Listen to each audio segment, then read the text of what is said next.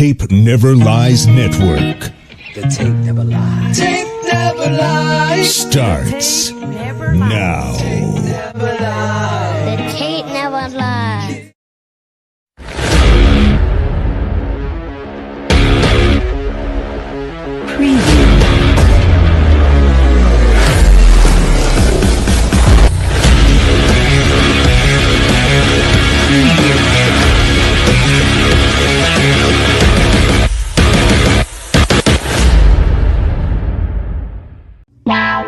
Draft Dr. Phil and the smartest man. Keeping it 100. Keep it 100. So chase greatness and start understanding that he's gonna make everybody better. Tape never lies. I don't want to see your tape breakdowns if you cannot show me things that are negative about a guy that's on your current team. Hashtag chase greatness. Hashtag take that. Keep it 100. Because I'll make this one more time clear. Caden Whitlow, cut it. Keeping it 100. He is the best quarterback I have ever scouted on tape. The Chicago Bears select.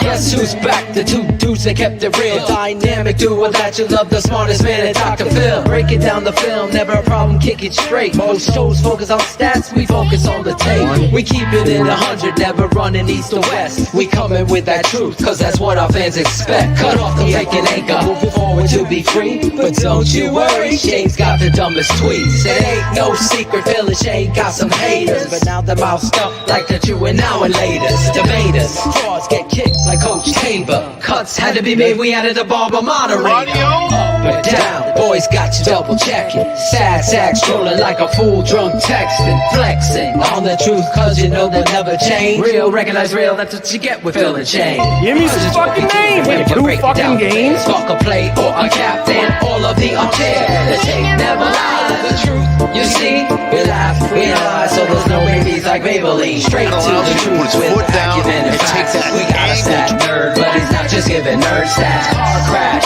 big impact like trip sack. Every Wednesday night you got the smartest man Phil back. Now we know you're smiling like a fat kid with fun dip. We're back better than ever and we're keeping it 100. Keep it 100. Draft Dr. Phil and the smartest Keeping it man. 100. Keeping it 100. Keeping it 100.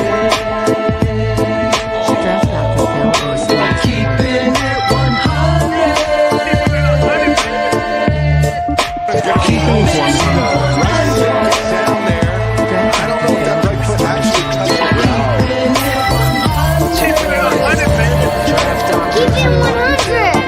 Keeping it 100. Yeah, exactly.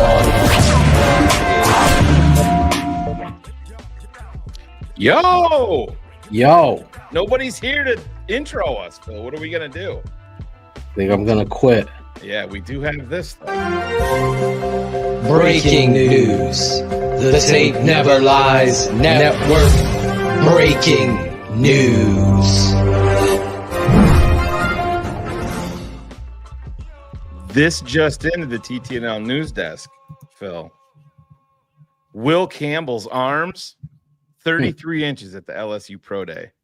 So, Oh, yes, 32 and 7/8. Nope. 33, yes. 32 and 7/8. Nope. Nope. Nope. 33, yes. It's crazy. it's crazy how this thing works. Pure And I insanity. Yeah. Sorry, put him to Brandon. guard. Sorry, Brandon. He's gonna put him to guard because that's how we scout out Yeah. there. Yeah. All There's these guys. There's history, Phil. There's history. You have to follow history. You Yeah, can't. I follow the tape. Yeah, yeah. I don't follow your historic marks. If that would be the case, Barry Sanders wouldn't be playing in the NFL. He's kind of short, Shane. I know he ran for $2,000, Yeah, yeah. but he's short. Oh my These God! I guys, remember. I'm I remember. tired. I'm tired. I remember the days somebody used to be complaining about. can't win a Super Bowl wearing a visor. That was proven wrong. So it's history, Phil. It's history. History. Black quarterbacks can't win in the NFL, right? It's history. It's history, guys. It's right there. It's so easy. The dumbest fucking thing ever. I laugh at clown boys that don't know dick about football. Hey, Miss Deborah. We haven't seen Miss Deborah in the chat. Hi, Miss Deb. She's been hiding from us. You gotta bring your friends to the chat, Miss Deborah. She's at the casino. Miss Deborah loves Phil, and the friends love me. And then there's Cherie. Cherie's very, very busy with her, what is it, new hours at work? Yeah, she's new hours at work. Poor little lady. Coach Dre in the house. My guy, the critical drinker. What's up, Dre? Mike Huff has sources, Shane. Where is Mike? Is he in here? He's in there. He's got all these sources. He knows everything that's going on, and he knows everything. So, Mike you gotta have his own Mike? show. Mike, put the phonetical spelling of your name in the chat so Phil can finally get it right. It's Huff. I mean, it looks like Haw to me. The other day, it might be Mike Hampton by what he was talking about the other day. Omarion Hampton. I don't know. Oh, yeah. Bucky Brooks sure likes Omarion Hampton. 10th overall. Yeah. I think I would quit watching the Bears if they ever took Hampton at 10. Yeah, that would be a tough one. I'm the same way with you, and I chatted a little bit today, man. I wouldn't do it. You can make a case for a safety, just the way that the roster is constructed. I wouldn't do it myself. You cannot talk me into a corner at 10. Can't do it. Can't do it. Huff. See? I get huff and tough and all that stuff. I make you dance and prance till you get enough. There's just no way. Mike Huff, send me a DM. We gotta get the Mike Huff. We'll do the Mike Huff draft. live mock draft tonight. Mike Huff. Send me a DM on Twitter. I'll send you the link. You can come on. We'll do a live mock. The Mike Huff mock. Phil and I will be. I'm dead serious. Let's do it. Huff, this is how we Huff and all that stuff. He'll make you dance and prance till you can't get enough. There's just no way you could get enough of Mike Huff. He can't. He's working. Is he? Hardly. Is that what he's got on there? That's what he said. Oh, he's working. Well, quit work. Come on. Take your lunch More break. important. Yeah. We're gonna make it rapid fire. Well, that's a problem because today's Wednesday. Angelo's off on Fridays too. Holy moly, Angelo. It was blowing up my phone every Michelle 35 K seconds. met Ivan the other day. Ivan texted me and said that he met a patron. Look at that. Yeah. So I assumed it was Michelle. There you go. You assumed right away it was Michelle? Well, he told me, he goes, there was I met a female patron. Oh. So kind of narrowed it down. She's one of the few. Well, we have a few. Yeah. We have Christina Jackal. Michelle. Christina Jackal, Michelle K. Michelle's mock. Yeah, she can come on. A Michelle mock next week. Unless she wants to do it tonight. I'm tired, Shane. I've given up. There's no news outlet that watches tape. They all pretend. Like I could see a debate about a player, but I can't. There's the Membu line. Well, that's the thing, man. You know, what gets me is it might have been, it wasn't Field Yates. Somebody came out and said, oh, he's not just, coming onto the scene out of nowhere. And I'm like, well, yeah, he is. He is 100%. I went back. I was looking for all of their documentation on Membu because I told everybody, like, I knew about Membu and his athletic ability.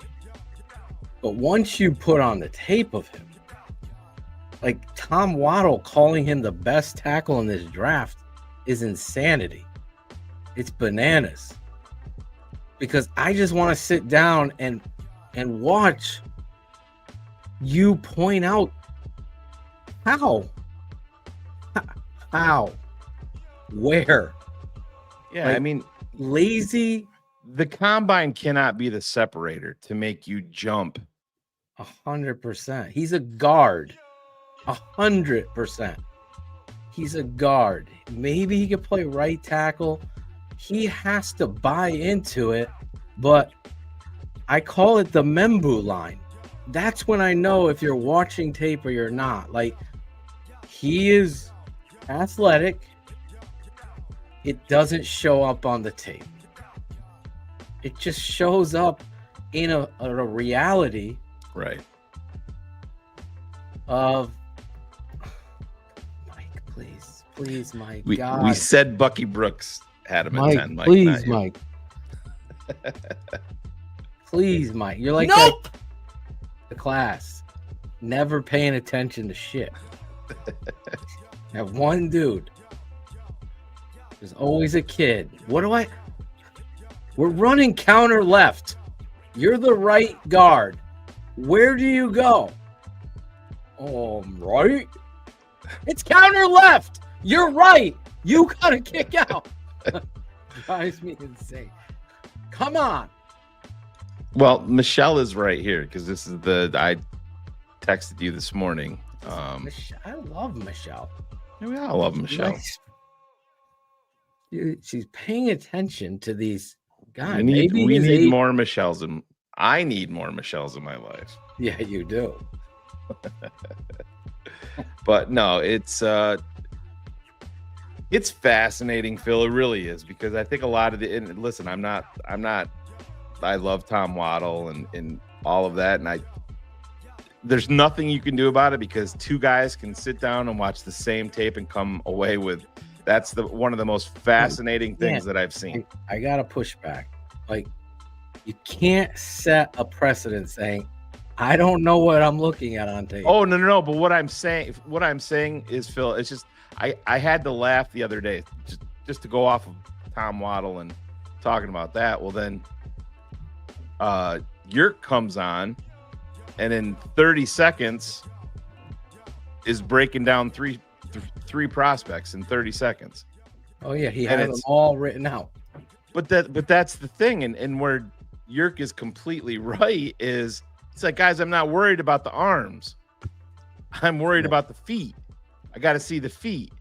And he was obviously looking at some clips where Membu had some good reps with his footwork and stuff like that. And whatever, that's fine, but you can't tell who had Membu going fourth in the draft before the combine. Nobody did. Nobody.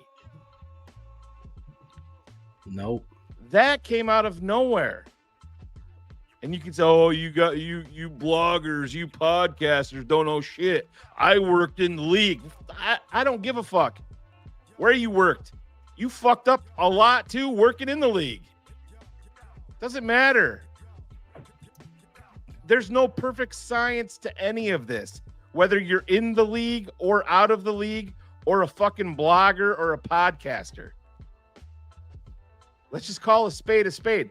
That's the truth. But when you're taking a guy and saying, oh shit, he ran fast at the combine, now we're going to put him up 50 spots or 40 spots or 35 spots higher than warranted, that's a fucking problem. And drop a guy who has over 5/8 of an inch. Right. Yeah. 32 and 5/8 inch arm length and say, no, he's a guard. And have people regurgitate that over and over to the point where every meatball with a goddamn fantasy football league is telling me the same thing. He can't play. What the fuck? What world am I in? I'm showing you the tape of it. It's right there. Bring your tape when it comes to Membu. I've coached the offensive line. I've been doing this for years. In fact, I'm the OG pointing out the bullshit coaches and offensive line play for the last almost decade here with the Bears. I'm the guy on tape doing it, showing you Charlie Leno and fucking all these clowns that are out there not playing. So I say with pride and passion, this isn't personal. It's gotten to be so disheartening. And I'll be the first guy, if the Bears ever drafted Membu, to tell you they don't know what the fuck they're doing. No, he's not a first top 10 offensive lineman. Remember Mike Mamula? Oh yeah, Philly. Mike Mamula. No one fucking talked about this dude. That was Out of Boston College. 1990. Was that 95 or 96? Mamula was. Goes to the combine and absolutely Memboos it. And you're like, holy shit. And they pick this guy, and average guy, right? But it was all based on the combine. It's just disappointing and disheartening that we're going to pretend that we're watching tape.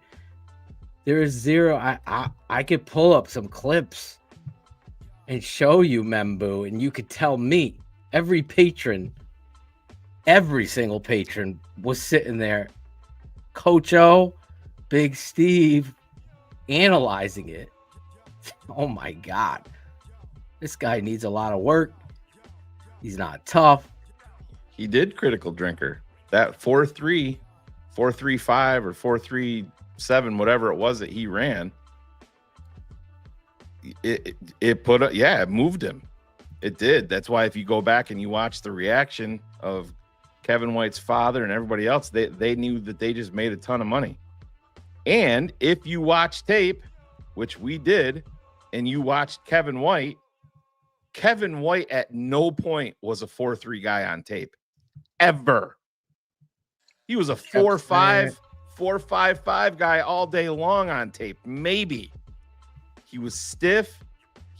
Phil, did you ever see maybe in the open field he had a couple of big games when he was just, on a fly route and nobody was around. I never saw 4.3 when I watched Kevin White, ever. No, he wasn't tenacious in his routes where he was scrambling and a lot of ankle stiffness there and so everything. much rounding. There's no urgency to get to his route ever with him. And I remember what year was that, Kevin White? 2015. That was Ryan Pace's first pick. 2015. I'm sitting there. I'm like, well, maybe they know more than I do about it. I remember saying this. Like, we'll see. Maybe they know more about it than I do. I don't get it. Like, you're gambling on someone ceiling. And I'm the opposite. We've said this. I said it at the old network. Got a lot of shit about it at the time. But when I look at football players, I'll give you an example. Betting on a football player is David Montgomery. He's not timing. He's not doing the tests or whatever to the extent where the next guy might. But when you put on the tape, There's no doubt that's a fucking football player. I look at the kid from UCLA, the linebacker. Oh yeah. You put on the tape, and there's no doubt this kid is a football player. When I look at Tyler Warren, tough as nails, don't think he's going to be what people think he's going to be. But he is a football player. That's the middle line there with him, because I don't think he's this twitchy, get away from people. He ain't Kittle, right? He's not my pick at 10 ever. I will take Ashton Genty over Warren All day. 1 time, 2 time, 3 time, every time. I don't want a Those running back two. at 10. If it comes down to Tyler Warren versus Ashton Genty, it's easy. I'm writing with down you. Genty. You run it up. The same thing with me with Genty versus corner. If maybe Genty's taking not there, I'm Genty. just saying I'm taking Genty. Me too. Like I said, I don't want a safety at 10 either. You can build a legitimate case for Malachi Starks as being a piece for the Bears. I could not do it myself. I'm saying not at 10. not at 10. How many safeties have been picked in the top half? Jamal Adams with Yeah, Sean Taylor. Albo, Sean Taylor. Sean Taylor. Yeah, it's no man. You can't. The Bears are when we. That's where you trade back when if you're taking No. a safety. But this is the thing too, Phil, and I think people that are watching this and listen, not everybody is into this like you and I are, and Cars and Ivan and all of our patrons and stuff. All the little nuances. Derwin It's- James went late. He did not go top, did he? I don't know. I can Maybe he did. I might be remembering because Cyro usually is him and Anthony Gordon usually are my fact checker, stat check. Mark Carrier went 10th. Yeah, James was 17th, so he wasn't in the top. 17 was him. I should have said it. Yep. It's in my head. Mark Carrier, I believe, went 10th Yeah. to the Bears.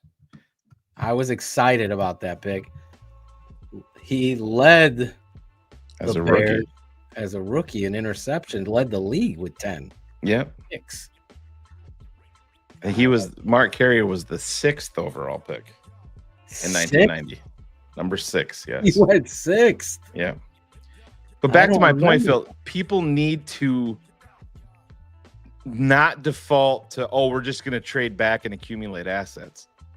Because, listen, you can have your thoughts on Adam Schefter, on all of these insiders. Adam Schefter doesn't put a lot of bullshit out there. If you listen to his podcast, he had a lot of really good nuggets where he was talking to different NFL front offices, and when he's saying that, he's not just talking to GMs, he's talking to multiple people on multiple teams. Do you want to know around the average number of true first round grades that are given out in this draft? The average number that he talked. So when you take the lot of players and you grade them, yeah, how many true first round grades? He didn't give an actual number. What's that? I guessed 15.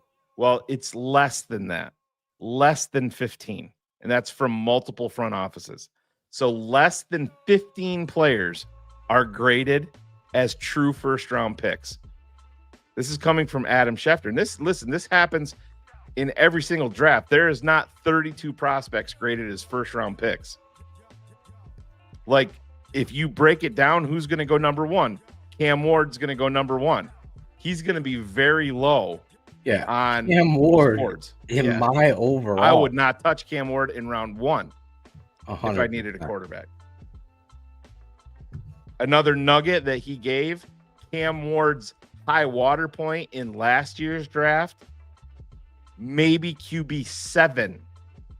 Maybe QB 7. Probably lower than that compared to last year's draft. and now he's going number 1 this year. But when you're talking about grading less than 15 players in the first round, you cannot default to, oh, we're just going to trade down and accumulate assets. Because quite honestly, like the example that he gave is Philadelphia at 32 is very likely drafting the same player that somebody is drafting at number 12 overall. There's not going to be that big of a difference. Yeah, I never buy into that stuff. No. But Phil, what I'm saying is if you're grouping these guys, but that's where I differ because I rank them differently than these guys do. I understand. But if I told you that, what would be a good example? I get to Isaac in a second. Isaac, don't worry. I'm getting back to you.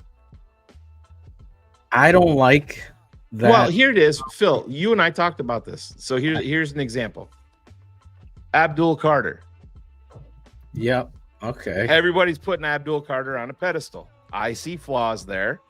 Yeah, I'm not as big but as Jalen Walker is going to go a lot later than Abdul Carter. Right. That's why I'm like, and may end up being a better fucking player.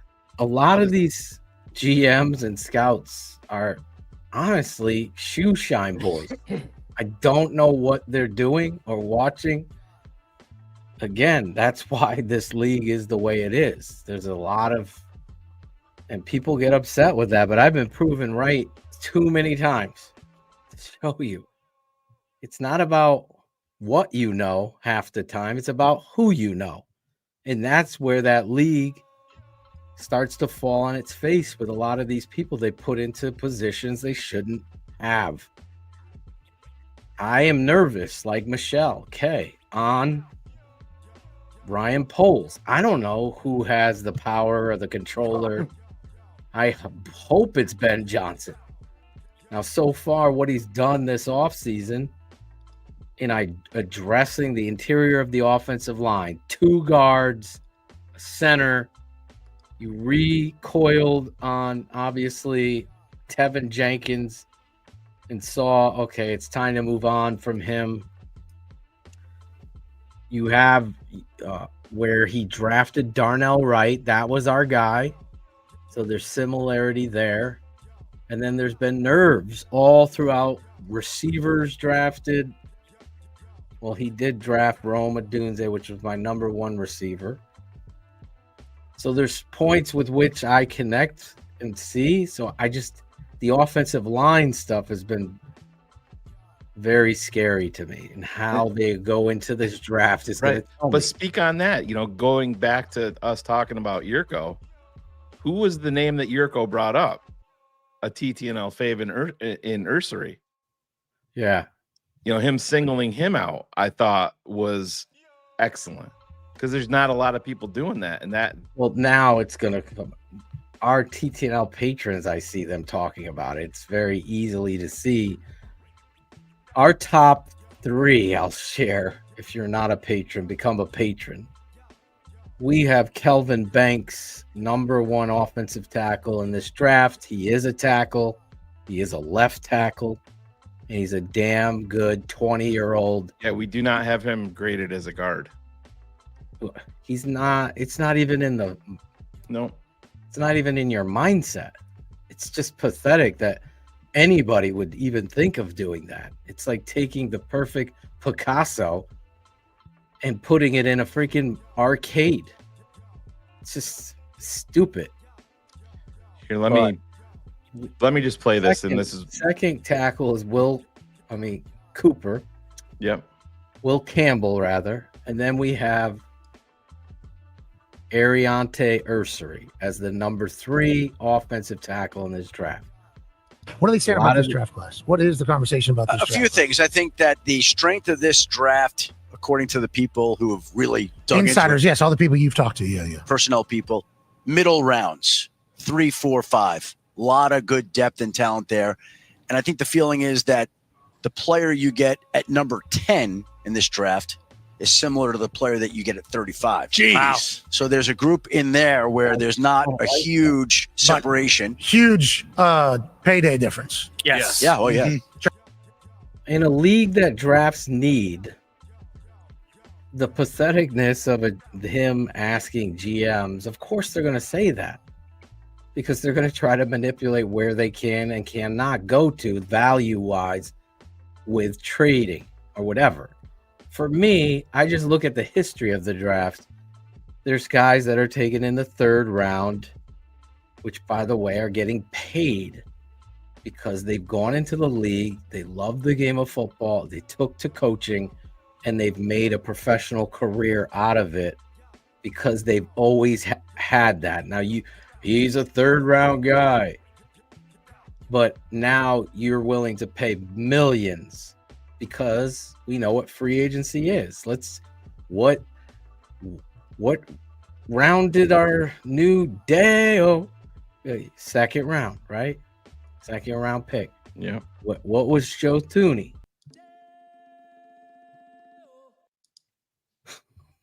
I'm sorry, I turned the beat down. So Oh yeah, no, it's all good.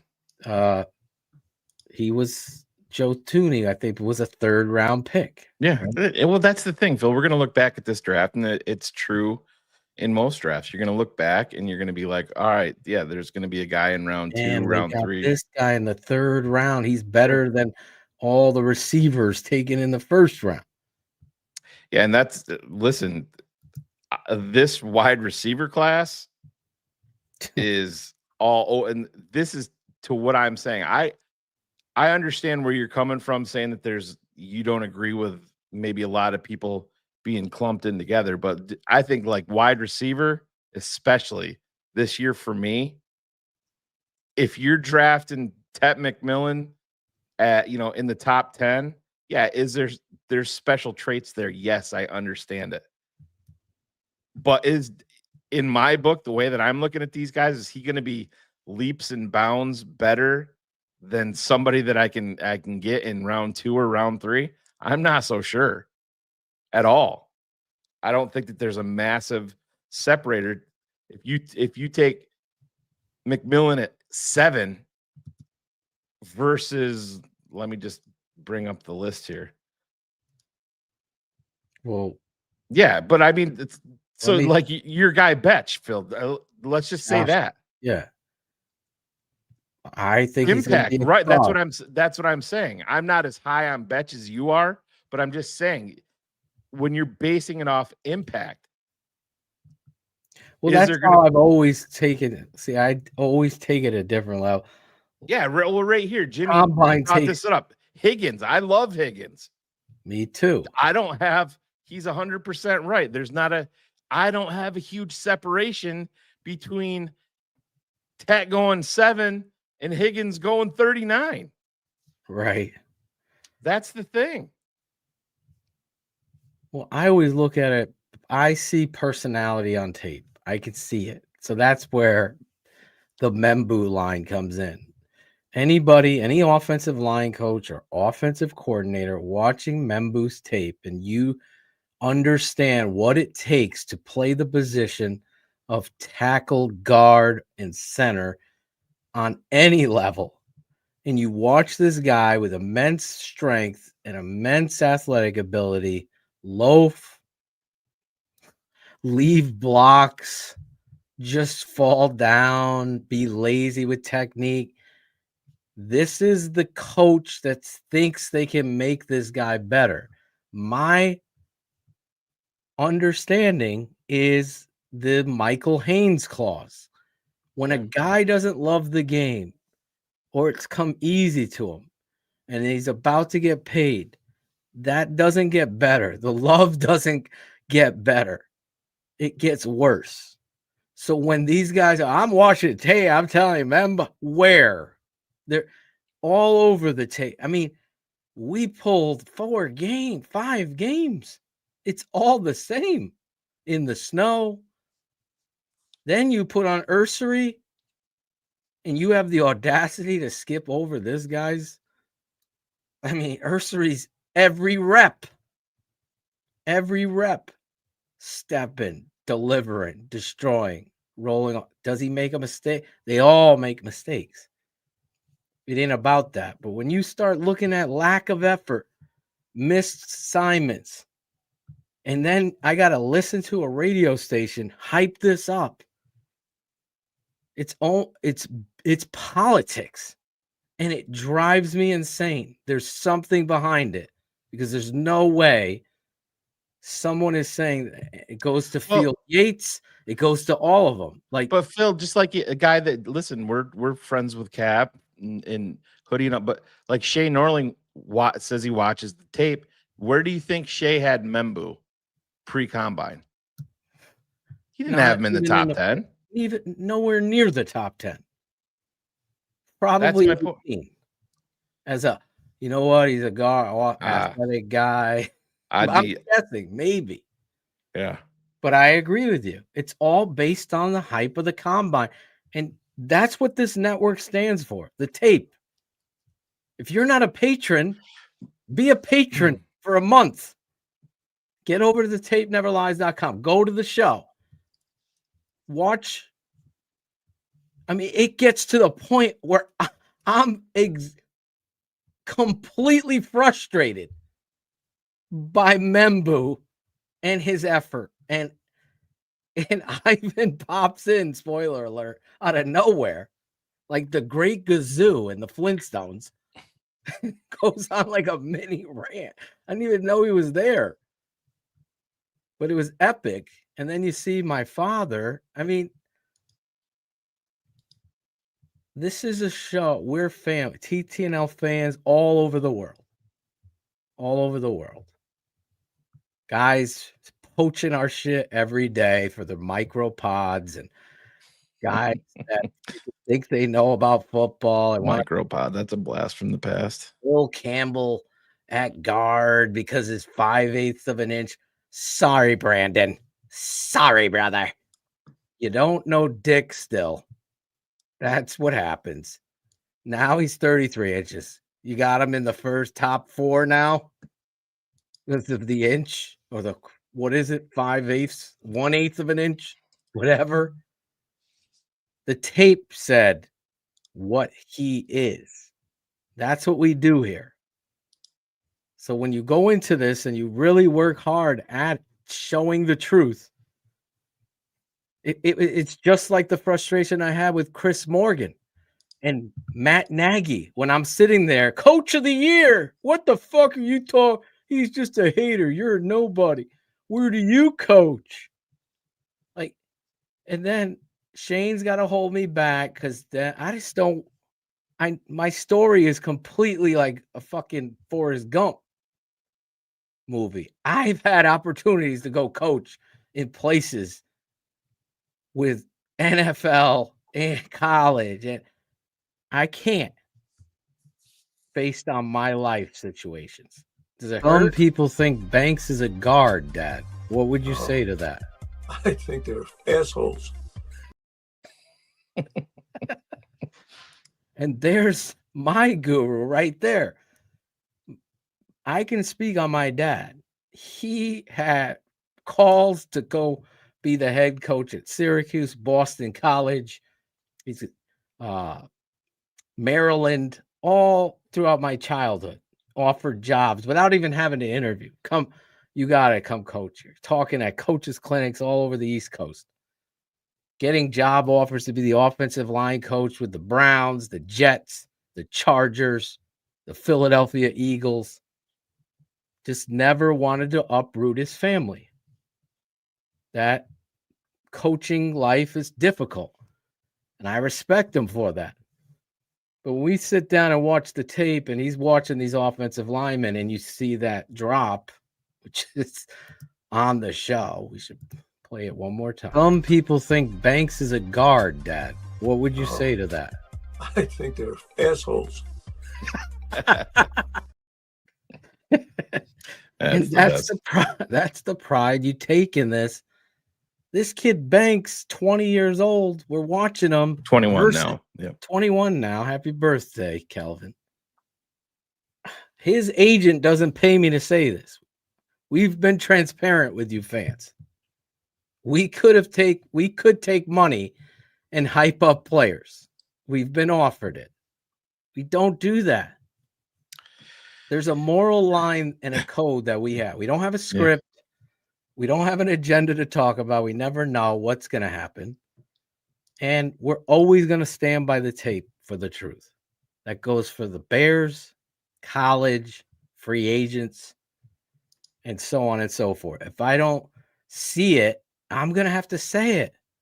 We had a guy working for us that had to go because he couldn't go against what the fans thought. It's like you have to have your own vision. You don't have to agree with me. We can have a debate. I'm cool with that. You've seen it with me and Shane. Oh my God. You can't worry about what Mike Huff and this guy thinks. And all of a sudden, everybody likes this guy. So now your opinion of that guy, and that's the Membu line, which is a new adjective here. Oh my God, he ran that fast. He's gonna be good there. I mean, I see I see what they're talking about. I see the laziness. I see the miss. I see the lack of effort. But those times and the traits and the long arm, Shane. Oh my God. Yeah. Okay. And that's where you lose. That's how you lose. You know who's got long arms? Braxton Jones. He's got really long arms. Hey, Charles Leno had long arms. How much is that helping him? I don't know. His best ability was availability. Adam Hogue said so. So he also liked Kellen Mond. Yeah, it's just it is what it is, man. It's never going to change, like you said. You can, if you sit down and just watch the combine and the corners or the wide receivers or the running backs come up, whoever runs the fastest time on that day, you open up social media and there's going to be a groundswell of fans that are banging the drum for that. And they may have never seen him take a snap on TV. It's all based on holy shit. Right. Speed kill. Listen, speed kill. The Bears do need speed everywhere on their team. They're speed deficient. Fuck you, Bullets. Exactly. Bullets doesn't believe in speed. We know that. Duval. Oh yeah, Duval. Well, Bullets wanted that guy over Ben Johnson. I couldn't believe it. Yeah. What were you thinking, Bullets? Prospect. For 2 years, nobody had any measurements on me, and nobody said anything about my play. So now all of a sudden, an arm length decides if I'm a good player or not. I think it's BS. But any decision makers in the NFL, they don't really care. It's all people who don't coach, and they don't coach for a reason. You gotta love it. I mean, I love this. It's a dude that's gonna be a top 10 pick, and he's just essentially saying, "Fuck," got the fucking Southern drawl going on, and oh my God, the voice alone, I'm ready for a reason. Draft him. But like his tape shows that he loves the game. His tape also said the length of his arms are not an issue. They're not an issue. Nobody talked about it for 2 years, to his point. For 2 years. Oh, and by the way, in the SEC. Going up against Will Anderson, he completely held his own. It's just the facts. It's on tape. So it's frustrating for him. I do take it personally because I understand being typecast or counted out. Yeah. Counted out. I understand. And you motherfuckers think you're Netflix. You don't think that's motivation? Right. Right. You know what I mean? Yeah, it fucking matters. And I want if Will Campbell is a Bear, listen, and this needs to be said. What we are saying is we are grading Will Campbell as an offensive tackle. We're not saying that he's going to come in and dominate the league. Nobody is saying that. We are simply saying, based on how we evaluate Will Campbell at the offensive tackle position, we are starting Will Campbell at left tackle and letting him fail his way inside if that's the way that it plays out. Nothing beyond that. When we look at Membu, I said this to Phil before any of this shit broke out. I'm like, dude, I don't know about you. When I see Membu, I see an offensive guard on tape. Way more than Will Campbell. Way more. Without a doubt. Is there going to be bad reps for all of these? Of course there is. These guys are still young. Membu is still 20. He's 20 years old for a few more weeks. Will Campbell is young. Calvin Banks is young. There's going to be bad reps. But don't fall into the trap, just like last year with our quarterback of all people. Oh, you said he's generational, so that means no bumps in the road. That means no bad plays with Caleb Williams. No, there's going to be a maturation process. Yes, there is. But it's crazy to me that people will look at Caleb or a guy like Will Campbell or a guy like Calvin Banks and demand perfection from day one, but yet you'll have these mouth-breathing morons saying, you just fucking wait for year 5 on JF1, baby. Team number 3. Here we go. Buckle up. Buckle up. It's happening in year 5. You're going to give just listen, go ball the fuck out. Do it. Go do it. But you're demanding perfection from snap number 1 from somebody else. It makes no sense. Chicago gave, if Caleb Williams was like a chef, Chicago gave him some TV dinners and wanted him to serve gourmet meals to the fucking prince.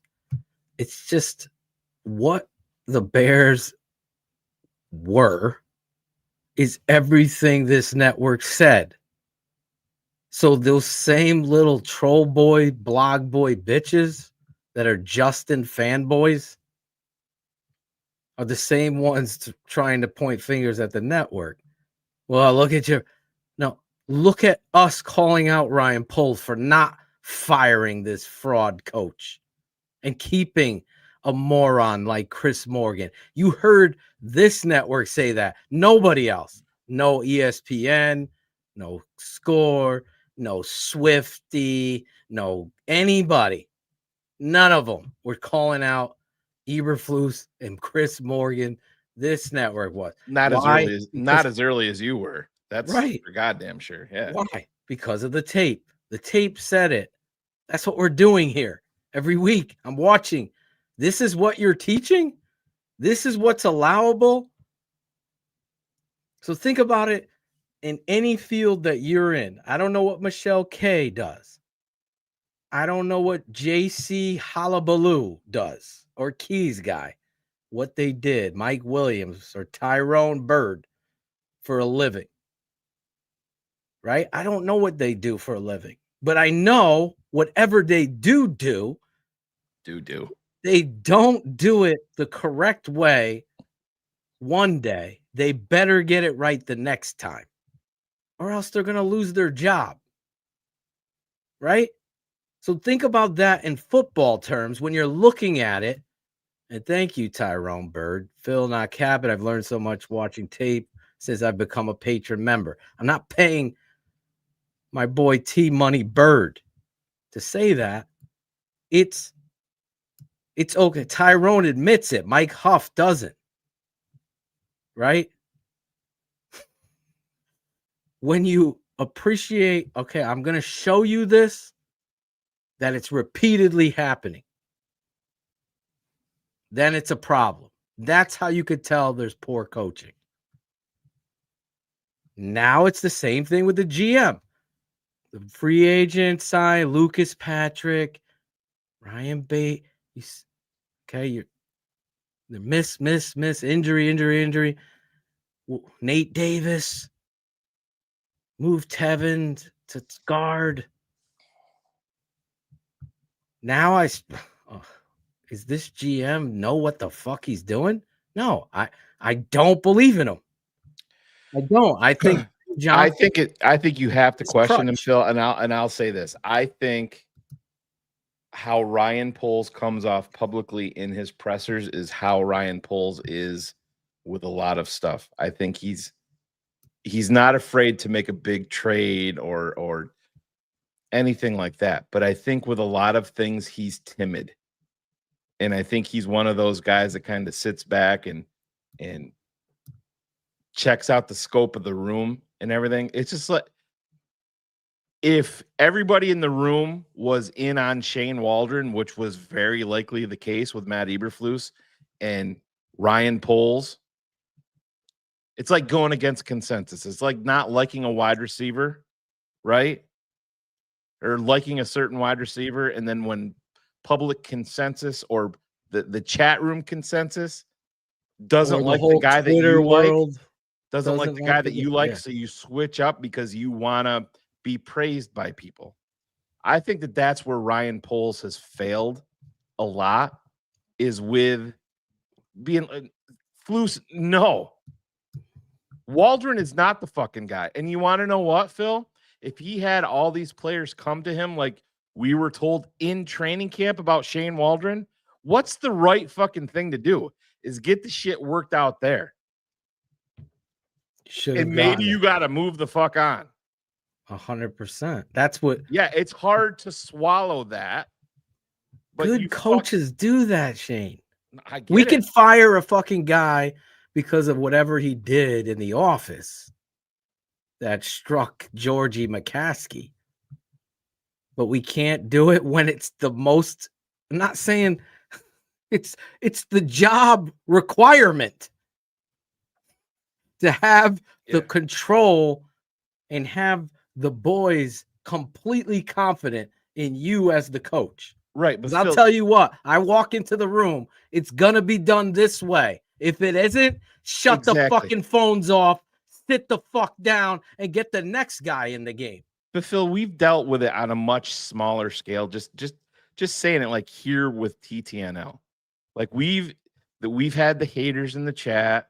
We've invited them all on. Very few of them show up. One Ninos, yeah, and actually he had a thing here.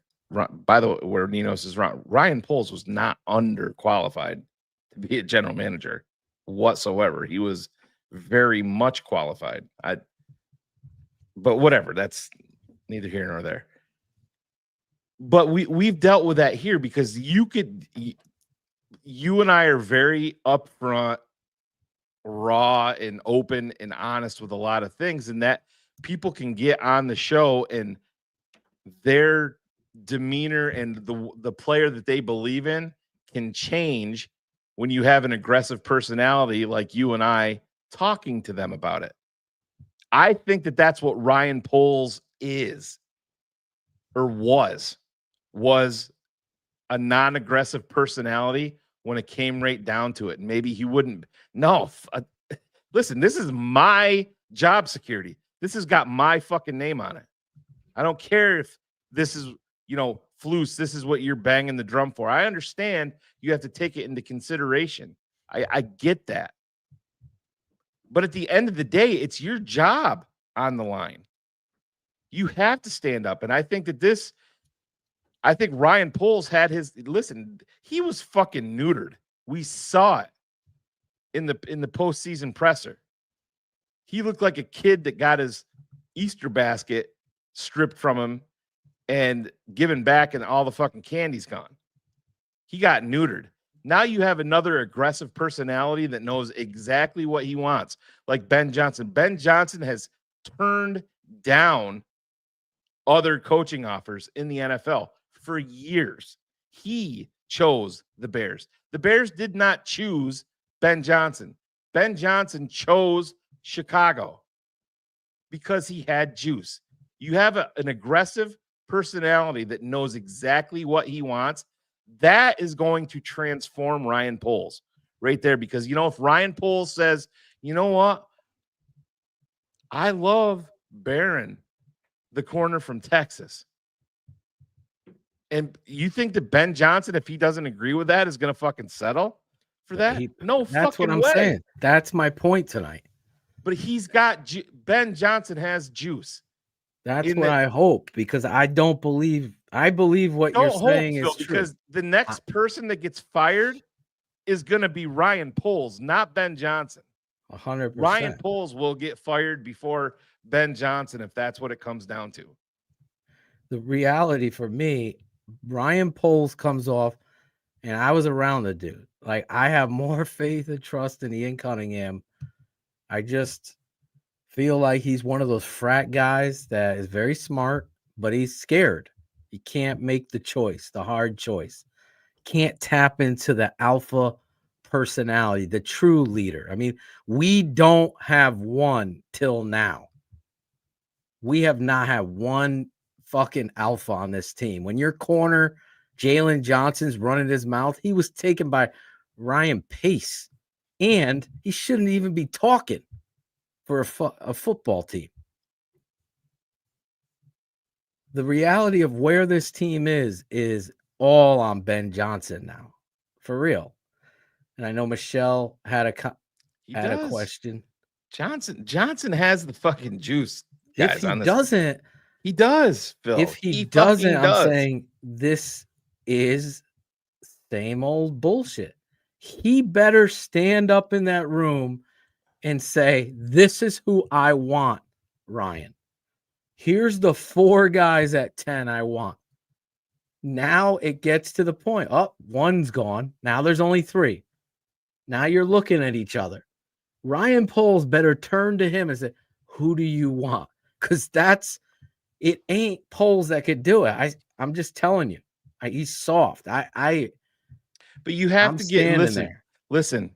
And who knows the way that it all played out. Well, maybe they'll film it everything again. You got to get at this point. He's not going anywhere right now, so you got to give him the benefit of the doubt, and you got to give him 100%. Everybody's going to have the ability to change. I'm nervous. My voice doing stuff like this wasn't the same as when I started. Right. You get more. You.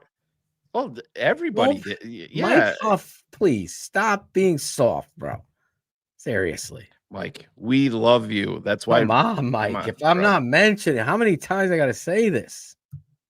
Thought you were at work, Mike. God, don't be soft at work. Jesus Christ. This is Notre what Dame does. Notre Dame does suck, though. Michelle has the understanding. Like, he better have a say. Oh, we're going. If Ben Johnson's like, we're going offensive line, one of these tackles we're getting at 10. Right? Then Coach Dan better have a voice in there. This is the guy. If it's Ursery, don't give 2 shits about what Mel Kiper and Field Yates and so on and so forth have to say. That's the thing, too. And listen, mock draft simulators are fun. They're a cool way to pass time. But Phil, I've had so many debates with people. They're like, "Oh no, you can't take Banks here because in this simulator, he's going around pick 20. He's going around pick 22, and then they're going to give you a bad grade." That's not the. I'm not here to beat the simulator.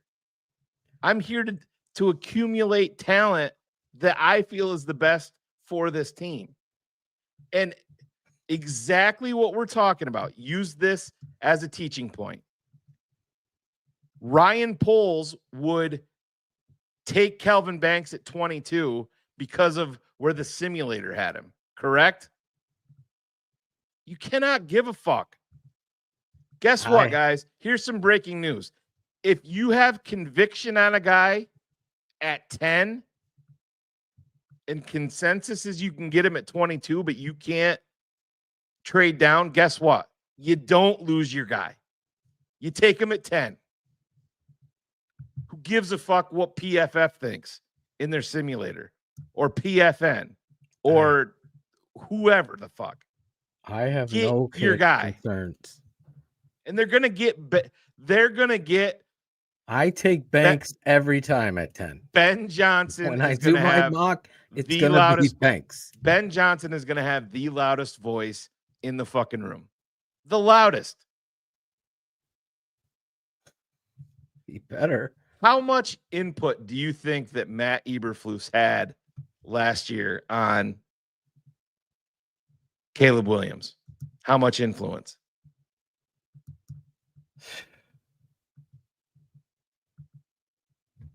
I don't know. I think he had input. I think he was, because he was at the pro day. He's shaking hands with Dad. I think they already knew what they were doing, so they knew they didn't give a fuck about Eberflus. That's what makes it even worse. They knew in November, right? They were drafting number 1. And listen, I love Caleb Williams. I would have drafted Caleb Williams too. Do I think it's fucked up that the Bears didn't bring in Drake May and Jaden Daniels into Hallis Hall? Yeah, I think it's fucked up. You're in a position at number 1 overall that you're not going to be in hardly ever. To me, yes, you use your resources to bring these guys in. I don't want to hear you ever say we left no stone unturned. That's great. You can still believe that Caleb Williams was your guy, clear cut, doesn't matter. It doesn't mean that you don't bring in Jaden and Drake and all of these guys into your setting and sit down and talk to them at Hallis Hall. I think that that's a mistake. I would tell Ryan Poles that to his face. I would. That's true. To me, that is horrific that they didn't bring these guys in.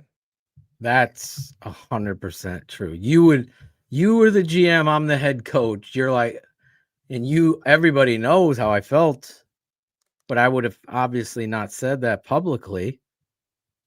But you would have known he's the best quarterback I've scouted, and I want that guy. You would say, Phil, we got to bring him in. We got to see all of these guys' personalities. Who told me that? You told me that, Phil. Yeah. And I'd be like, you're right. I got to shut the fuck up. Get them all in here. Let's talk to these guys. Phil, Bears made a huge error in not doing that. We've worked with people. We've met players, and attitude is a lot of it. Sitting down with people, a lot of it. I would be 94%. That's what I would shoot if I was able to sit down with all these draft prospects. The Chicago Bears should hire us to help them in this situation, but they wouldn't. It's too against what it is, swearing and personality and big talk or criticism, whatever it is. That's why you have a losing culture. I think Ben comes in there and brings a little of the fire and the passion that we need. Everyone thought it was a fucking joke when I was at the old network. I go, you need a fucking alpha head coach that commands the room, the sideline, the ref. You have to have that. Duval.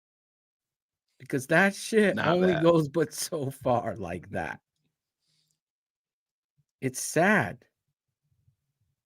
But to the point, like there's medical things that take people off.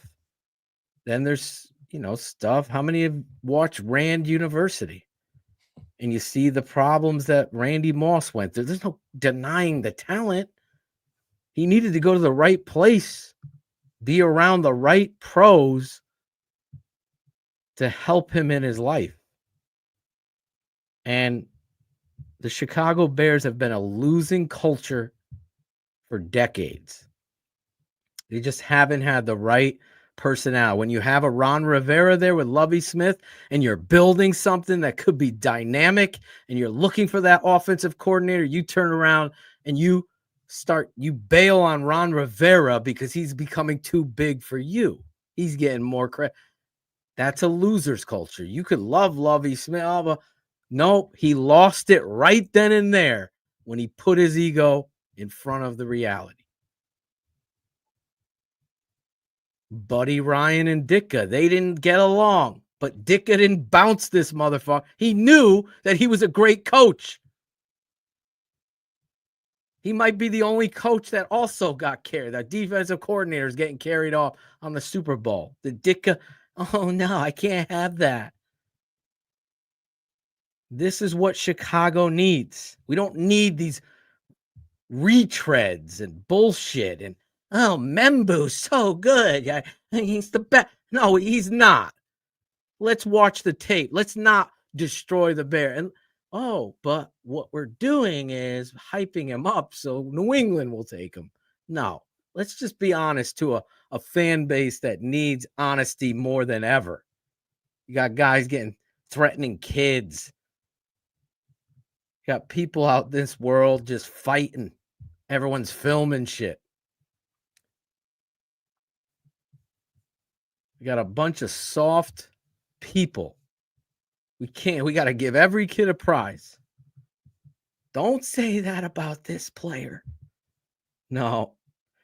Omarion Hampton isn't even in my top 5 running backs.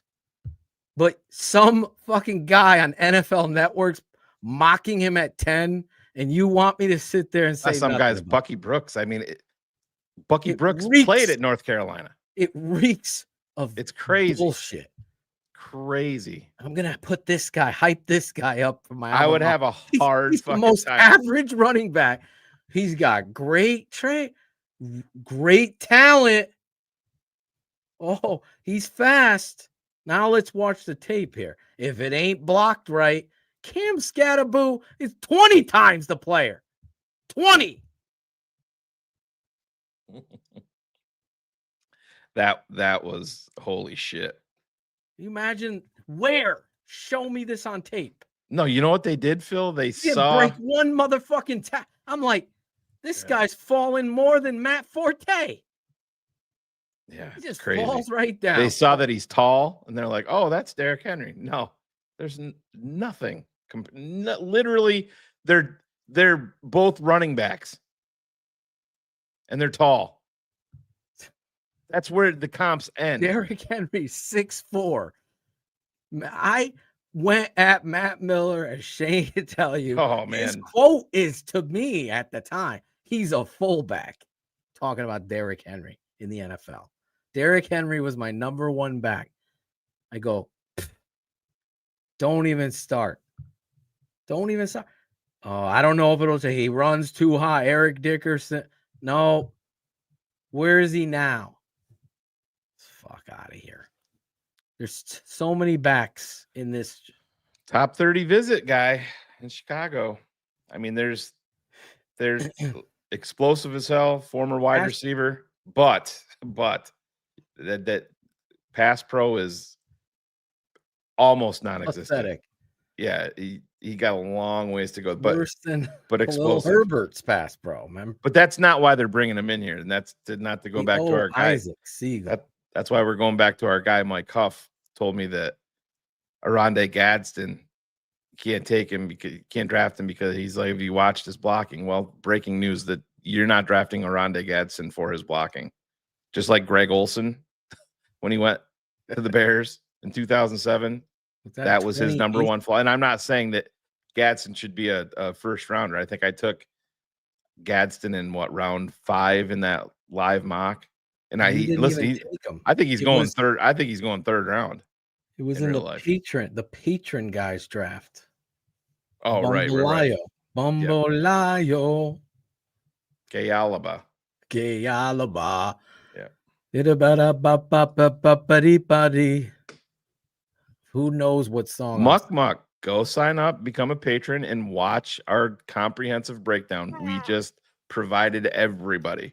And if you watch that and come away with thinking he's the best running back in the draft, Genty, great. They're not even in the same stratosphere. They're not even in the same city. We broke it. We broke Genty and Hampton down live on the same show. They got hoes in different area codes, bro. That's That's my truth there. Isaac Siegel, $10. Is Genty your best non-lineman name? Yes. For me, he is. Yeah, I mean, if you're not going offensive line or defensive line, I'm not sure where else you're gonna go. And I Well, mean, you there brought is up the receiver from Arizona. no, he's a good player. If the Bears draft a fucking wideout top 10, I'm probably in tapping out right then for night one. Come on, man. No fucking way. A rant to end all rants. I don't even know if I would rant. I'd just be like, fuck you. I would rant for you. I would rant. Bro, if they draft a fucking wide receiver, I mean, no fucking way.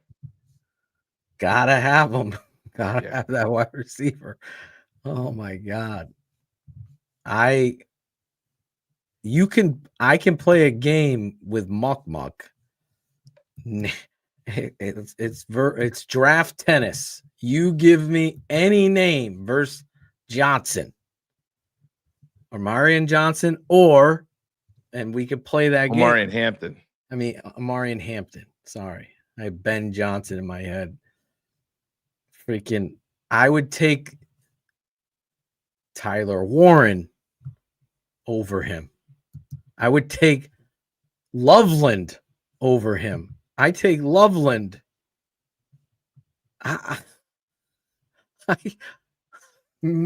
Maybe Membu I would take over him.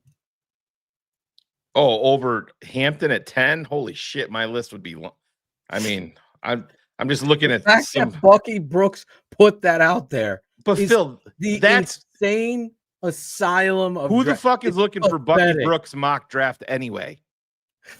That's the point. So you show me. I'm like, oh my, some crazy fucking ridiculous nonsense out there like that, and then we're talking about it on Keeping It 100 on Wednesday night. John, I'm not sitting around being like bias over. I'm looking at the tape. Omarion Hampton is a third round back. That's where he is. His production is going to be in Philadelphia with a great offensive line, or Kansas City if they have a great O-line. Where it ain't going to be with this guy does not break tackles. Again, in 4.46 did not show up for me. Doesn't show up. His time speed isn't football speed. They were talking about Kevin White, our drinker, critical drinker. He's the Kevin White running back. He's not a willing runner of contact. He doesn't like it.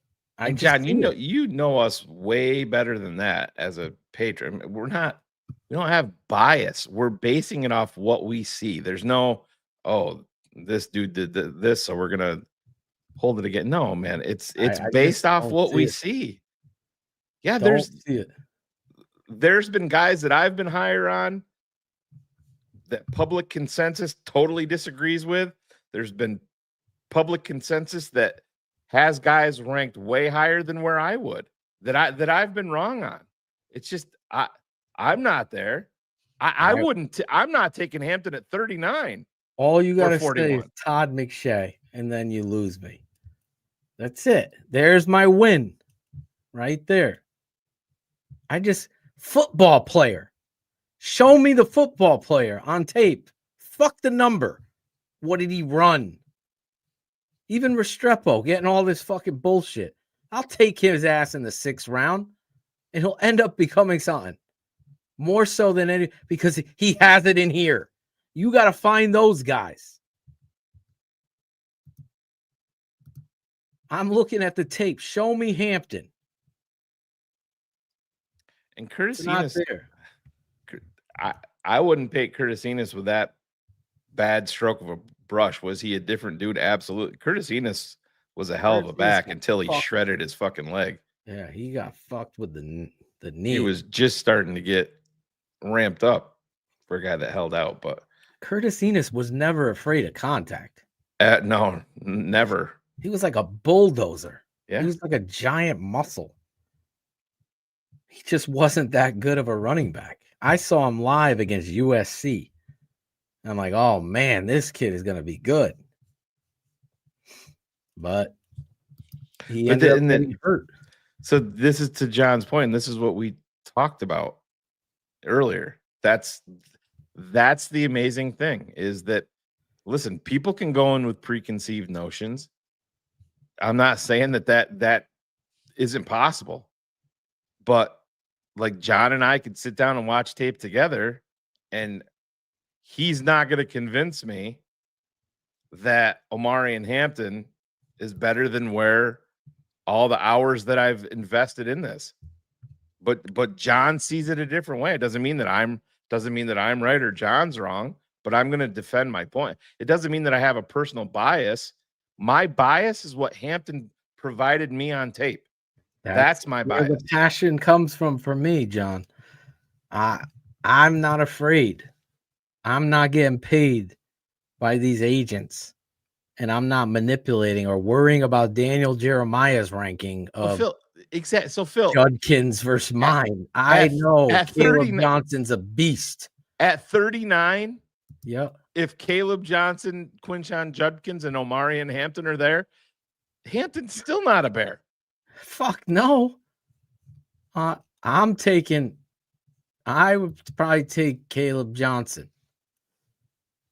That's me. You probably would take Judkins. Oh, I love Caleb. I'm good. I would take Cam Scatterboo. This kid plays with the kind of pride, effort, and talent, by the way. We're skipping over this kid's talent. Mm-hmm. I mean, the workout numbers check the box. Look what he's doing on tape. It's David Montgomery, but quicker. Sign me up for that. Yeah. The kid, Harvey from UCF, we're going to break him down. We're going to break down all these backs. Caleb Johnson. But this is the fucking point. Exactly, though. This is Phil. We all have Ashton Genty as our clear number one. I mean, if you don't think that we were borderline giddy about watching some of his tape, yeah, we're like, holy shit. Yeah, it's still him and Scatterboo just make you jump off like holy shit. Like the way that the Bears are constructed in the way that I have them, I'm not taking Genty at 10 based off how I think that this is going to go. And one of the biggest reasons is because there is running backs in this class that I love. And that is not a shot at Ashton Genty at all. If they took Genty, I'm not pissed. I'm not. They sat down with him and said we love this kid and he's determined. He plays with the kind of talent. He's got to come in as a rookie. If you take him at 10, he's got to come in. No, yeah, he started. He's got to come in he's got to be a top 5 back as a rookie in the league. And then after that, he's got to consistently be top 3. He has amazing run instincts, power, and burst. You could tell he loves the game of football. All of us, to a man. Ivan, I wish he was here. Watching Omarion Hampton. We watched Scatterboo, Genty, and Omarion Hampton all together. Each game, there 5 games of them each cut up in there. And it wasn't even in the same area code. Scat and Genty are on a way different lane, way different playing field. And Phil and I would disagree with Guy here. We're not taking it. I know Phil's not taking him at 10, and neither am I. He's down. And again, this isn't a slight at Warren. I would only take him over Membu line. If you were Membu or him, I would take. And according to Tony Pauline, and some people hate the guy, but he is connected. Tony Pauline said the team to watch for Tyler Warren in round 1 is the New Orleans Saints. So remember that moving forward. There you go. It's no sweat off my back for him to go. I'll have my top 4 or 5 at 10. Everyone already knows Campbell and Banks are there. They're in it. If Genty's there, there's another one. So 2 other surprise names will be there. Is Mason Graham going to fall to 10? I don't know. His tape is so good. So the talent is there. If he was on the board at doesn't number test 10, well. man, He doesn't look the part, Shane.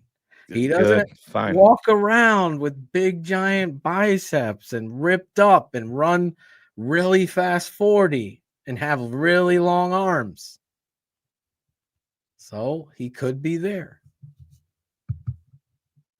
I mean, if you're sitting at 10 and you have the choice of those 4 guys that I just gave you, I mean, that's a really good spot to be in. Rob Thames, $9.99. It baffles me that people think Justin Fields is going to figure anything out when he plays for a dumpster fire organization like the Jets. They're the basement-dwelling redheaded stepchild of the NFL. Yeah, so supposedly Pittsburgh wanted him back. That was the, really, and he chose to go to New York. But that's my thing with Justin. And again, he's not a Bear, so it has not been my focus. But he himself said he didn't play good enough to keep the job. He said that about himself. It wasn't, listen, I'm a competitor. Of course I'm mad that I'm not out there. He said he didn't play good enough. Well, why did you not? There was plenty of people out. Oh, look, he's going to a highbrow organization that knows what they're doing on the football field. Right? In Pittsburgh, they're going to straighten him out. We heard the same thing about Mitch. Oh, he's going to Buffalo. They're going to straighten him out. Oh, he's going to Pittsburgh. They're going to straighten him out. At some point, Justin's going to have to look in the mirror, and all of his fans are going to have to look in the mirror and realize that it might be Justin that's the problem. And you just have not accepted that yet. Justin Fields. Where's the getting ready, Shane? What's that? Where is the many a Justin Fields fan ready to pounce? Well, let him. Brian Crow, my guy. Would you both feel really good about Campbell at 10? How much better is Banks Jr.? Now I have Banks a slight edge over him. Yeah, it's one of those things. I don't have a huge separator. Both, man. Yeah, me too. Truly, like both of these guys on tape dominate. Both have great feet. Both have great handwork. And both have high upside. High upside. Being so young, yeah. You could tell they both love the game of football and take pride in it. The thing that separates me with Banks, if you know what you're watching, which some people like pancakes, some people like waffles. I like watching offensive line tape. Some of those people that like pancakes don't know O-line play. So Banks has so much strength at the point of attack in the run game and anchors with such power and pop. It's just there. Like, this is the best talent, like athlete I've seen at that. I saw it with Kyle Long, that kind of immense ceiling of athleticism. He just turned 21. He's a better athlete than Campbell. They both have great feet, like I said. Yep. Banks plays a little more anchored, Campbell a little higher, but they're both outstanding football. But to that point, you can play a little bit higher if your feet are sound. Your feet are the right. key. Yeah, Coach 100%. Matoshin Sr., who is out there showing you on tape every time it's the feet. You already are. Banks is 6'4", right? 320 pounds. Some Right. people think Banks is a guard, Dad. What would you say to that? I think they're assholes. So he's 6'4", and he plays with a level that you can't. Actually, 6'5", 315 Oh, were 6'5". his official numbers at the 6'5". NFL Combine. Yeah. 6'5". The thought and idea of him at guard is pathetic. He's like Jimbo Covert, light foot. I mean, Big Steve Edwards was jumping out of his seat in hysterics when he's using one hand to jab and switch to strength and help, and he's blocking two guys. He's doing outside zone cutoff, and he's able to get a shaded one as a tackle. Like, it's insanity going up against, I believe it was Oklahoma. I believe it was.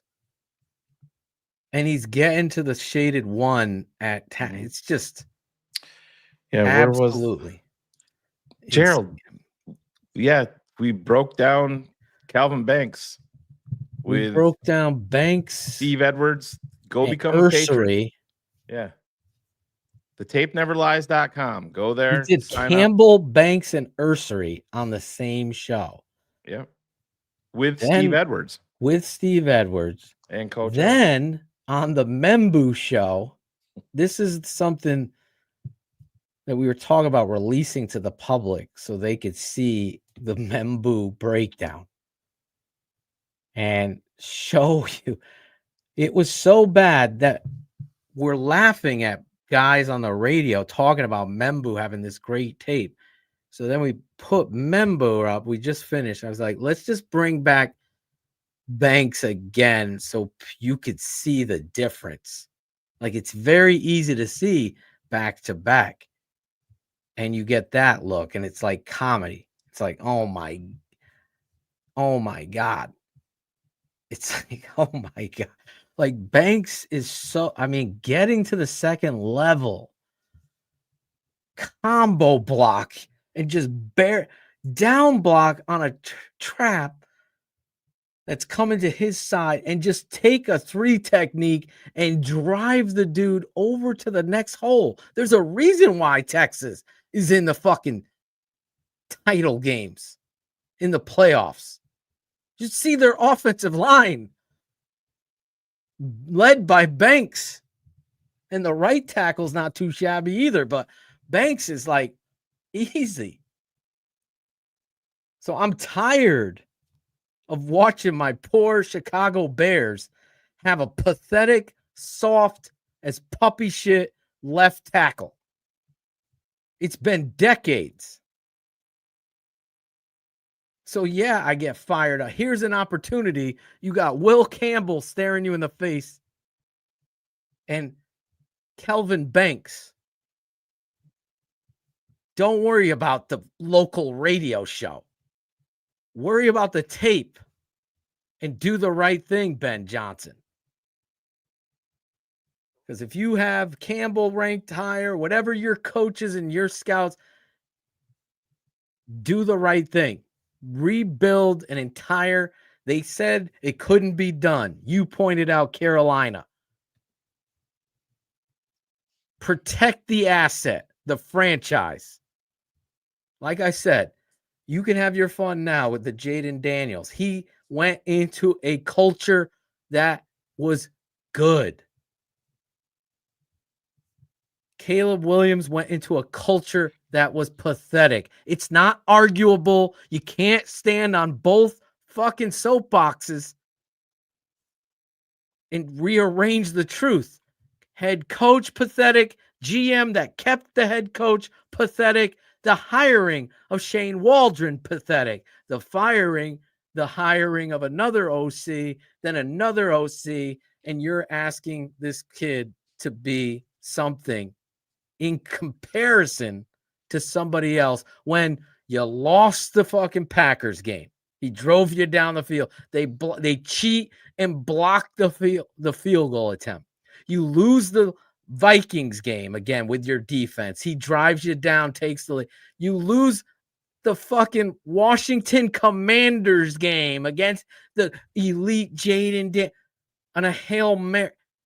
The story is completely different with quality coaching, even middle ground coaching. You mean your head coach that Thanksgiving?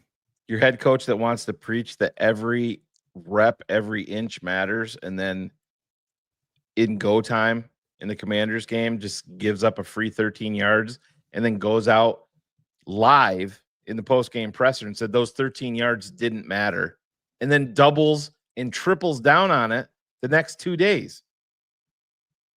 That was the leader of your franchise. That's who you turned Caleb Williams over to. Matt Eberflus. Those 13 yards did not matter. Oh yeah, they did. They did. They and sure he did. Doubled and tripled down, like you said, on it. It was pathetic. And people wanted to defend. They wanted to attack this network. They want to rewrite the history. They wanted to keep Justin Fields, too. They also wanted Caleb to throw more interceptions. What world are we having amazing Chicago Bear fans gain knowledge when you have these people pathetically preaching this kind of shit? Like it's real. You know what PFF is? It's a convenience for laziness. A bunch of nerds are in a room grading every player on a computer without knowing football, and then it's conveniently sitting there next to this producer of whatever TV show, radio. What's his grade? Well, he's a 77 on PFF, and they use because it's right there. It's not even real because they don't know what they're talking about, but it's a convenience to laziness in analysis. Is that producer watching tape? Is the host watching tape? Are they qualified? When 90% of radio now is talking about football because it's the greatest game in the world, which it is. And I'm not talking about the World Cup and soccer. Let's stop.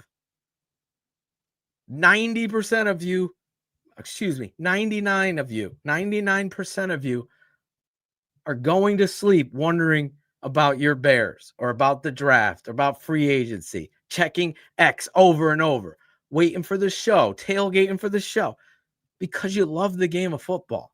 Don't you want the reality of it? Shouldn't the score have a real football people talking football, or should they hire a bunch of fucking nerds and some fantasy experts? That's what should happen. But they won't do it. They don't want the truth. I got to bring up these comments. Jason G says, I got to find your breakdown of Banks. I'm way behind on the patron videos. And then his next question is, how do you guys like the left tackle from Minnesota? You're way the fuck behind, Jason. Way behind. I mean, literally way behind. Yes, we are a fan. I would have Ariante Ursary. I have Ursary number 3 behind Campbell. Banks is number 1. Yes, I forgot who asked. So Banks is number 1 for you. If they're both there, I'm choosing Banks. That's it. I don't worry about PFF's fucking D they're going to give you. I don't worry about any of this. I worry about the player. And the fact that he's only just turned 21, he's going to be next to Joe Tooney, pushing Braxton Jones and Amagaji, and there's a battle there to be a pillar piece to protect your young signal caller because you don't know if you're going to be picking in the top 10 next year, then I select the best. But if you were to sit there, and I don't believe Ursary is going to fall. There's no way Jim Harbaugh or one of these coaches on the back end. Look at the Chiefs. You think they're going to draft Ursary? Watch. Oh, I don't know if Harbaugh will with his tackle situation, but I brought up. You're right. You're right. I brought up Scadaboo and Jim Oh my Harbaugh. God, no. I could see that all day long, and they need a running back. Talk about the perfect fucking fit there. Oh my God. Yeah, but that's what matters. Do you think that Jim Harbaugh gives two fucks about where PFF Don't know how to has- watch tape? Something's missing. It's the inability to know what you're watching on tape. So, I just can't put my finger on what's it. Yeah. Ask You're not Big eating Steve what he thinks about Yeah. Banks. You're not eating pasta when you're like, oh, there's something missing. That's a little bit different. You're actually you can see it. There's something missing. Honey, can you bring some salt in here? Something missing. I don't know what I'm seeing up here on the tape that I'm watching, but there's definitely something missing. Here's what that actually means. Somebody hasn't told me yet. That's what that means. Yeah. No, he's seeing the crowd. Yeah. Yeah. You He'll know, have a little fucking crown on his head here soon. I'm not afraid to put they decide for us, guys, right? They decide for us. Ursary is outstanding on his tape, better than he makes Membu look like a piece of JV football player. Feeble, they're coming up. We have not gotten into them yet, but we're taking it. We're in the running backs now. Yep. We did the tackles, running backs, gonna Edge include rushers are up tight next. ends, running backs together. And it's going to be kinda. great too because we Then pass rush. Yeah, they're absolutely in play, and there's like for whatever that Michael Williams, people aren't. That dude's in play at 10. I don't know what else to tell. I agree with you. He's better than people say he is. And he fits I don't know what Rashard's type. I think Rashard Michelle was asking. I don't know. It's good offensive lineman is every offensive lineman coach's type, where defensive linemen are different. Philosophically, I could see Mike Green and Mikel Williams fitting what he wants based on one size. The other one is ability. Because Mike Green is fucking special. Oh, he my is God. he has that Banks power punch. Everybody has heard the phrase he plays like his hair is on fire. That is Mike Green. And it's down after down after down. I know Ivan is a huge fan. I'm a huge fan. Yeah. If Green was the guy. Harbaugh did get Najee, but don't forget, guys, it's a 1-year deal, and that's Stevie. That's not how you win. Right. That's Madden. Yeah, I got him for this year. I'm Madden. Right. Scadabo still fits everything Jim Harbaugh believes in. Exactly. Listen. If Mike Green was their guy, I'm not upset with it. Oh, he's in play. The allegations, the allegations the are the field. allegations, and I'm not going to say that they're real, not real, whatever. The Bears are going to have to figure. I don't have access to that. I'm basing on what you see. Yeah, Mike Green is 100% in play. The allegations, the Bears, that's on the Bears to figure out. I don't know. I don't have access to that. Anybody that I've talked to, I have no info. Yes, he's the defensive end from Marshall. The guy, when we get to the edge rushers, you're going to see how, especially go to the Tape Never Lies. What is this patron they're talking about? The tapeneverlies.com. A magazine costs $14.99 right now. I just know that because I bought the Lindy's Draft magazine. And I bought it with the understanding of where do they have Membu ranked? And sure enough, it's like 2nd round guard. Okay, exactly. That's where he is. And they did their magazine before the fucking combine. And it's pathetic. The Membu line, we need a t-shirt. My boy Sean Stewart isn't even here tonight. Yeah, so right there, right at the bottom, thetapeneverlies.com, or scan the QR code. It'll take you right there to sign up. It's $10 a month. You're not locked in beyond that. If it's you watch it, I don't know how you're going to watch it and say that you don't love it, especially with what we're doing with the draft prospects.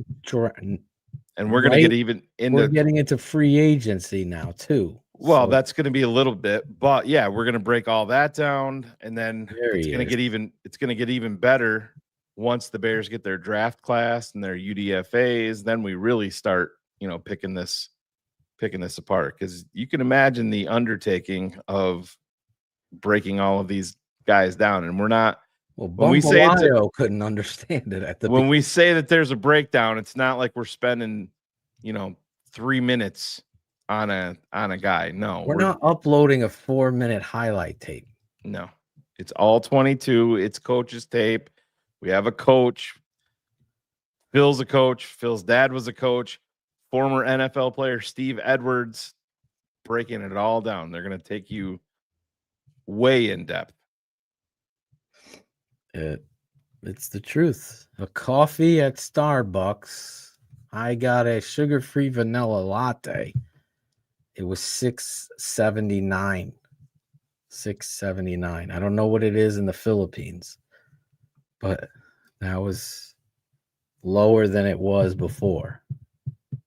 Gas prices right now, if you go to one of those, what do they call them, clubs like Costco, $2.68, Shane. What is it at Club Dub? Club Dub is closed, bro. Better be. That was the other thing. Eberflus kept that shit open. Like, yeah, here's my culture. You can't let Jalen Johnson tell you that this is what we're going to do. We're going to celebrate. I love the fact that I feel like Ben Johnson's coming in here and he's going to drop the hammer on all that shit. Guys, we ain't celebrating with a fucking disco ball and like we won the Super Bowl with confetti in the locker room after we beat fucking Jacksonville. When we get to the playoffs or win the NFC North, let's fucking bring out all the fucking stops. Bring a smoke machine for all I care. No one's going to criticize you for that. But going in there, we're celebrating after we've lost 8 in a row and we won one. It's pathetic. That's not a culture that you want your team around. Now, I know I'm jumping all over the place, but Shane brought it up. Blame him. We're going to go into sleepers in this draft. Me guys. There's always a me guy. There's always one guy. Oh, yeah. I got to have on this football team. Yep. 1 year we got one of mine. Yeah. And, as a patron too, NFL draft week here at TTNL is kind of a crazy week. The week of the draft, we go live every single night. If you're not familiar with what we do, we have fight night. That's Shane versus Phil, where we go. Who drafts the better head to head. 22. It's been a couple knockouts in my favor 2 years in a row, but Phil can bounce back. Phil can bounce back. But yeah, we go head to head and we draft. Only one who votes for you is bullets. We draft 22 starters, all rookies, and create our team. This year we're going to bring back. Is Cars GM night coming back or no? Yeah, we'll scrape them up off the floor and get him motivated to do the Cars mock draft. Last year was a layup. Who did he pick for 10 last year? Do you remember? I would have to go back. I mean, I would have access to that. If you talk a little bit, I can probably find it. Well, I don't have a problem talking. Fight night is questionable. My favorite fight was Arturo Gatti. He was my favorite boxer because the guy had so much heart. And if you ever watch the documentary of the guy, which I suggest you do, he was like murdered down in Brazil. And I think his girlfriend was involved. It's crazy. But this guy fought like no one I've ever seen. Every fight looked like a Rocky movie. Blood, knockdowns, get-ups. And that's what the fight night is with me and Shane. And Oh, yeah. it's a lot of fun. And Shane brings strategy into it. Sometimes it fucks him over when he's trying to play. Yeah, like I wanted to piss Phil off and put him in a corner. So I'm like, I'm going to take Phil's quarterback. So I took Bryce Young. And I was never a fan of Bryce Young, but I just wanted to be a smartass. That one bit me. Bryce did play better. These motherfuckers embrace this story. Bryce Young played really great. And talk about Caleb Williams like he was a bust. Oh, I'm like, what are we talking about? Like, it is funny. Those numbers, someone sent me some. I don't know. You probably did this before, or Cox did. And I never saw it, but they put what's his name? CJ Stroud's stats from his rookie amazing year and put Caleb's right next to it. It was like identical. Oh yeah, but then you identical. You're gonna get the people come in here and just say that it's empty stats, and there was no garbage time stats for Caleb Williams. Every rep was an unknown commodity that was coming at him in regards to what offensive lineman was gonna fuck up this down. We had some people talking as if fucking Matt Pryor was someone you really had to fucking sign because he's so good. That again, the Membu line is something like that for me. Like, what? Matt Pryor is just a guy that could go in there in a pinch. That's it. There's nothing there that you need to get that guy. That kind of stuff we deal with there. Yes. But I was just saying, David, that Arturo Gatti was my guy, never questioning Mickey Ward's toughness, because there's no doubt Mickey Ward. If you don't know anything about those fights, go check them out.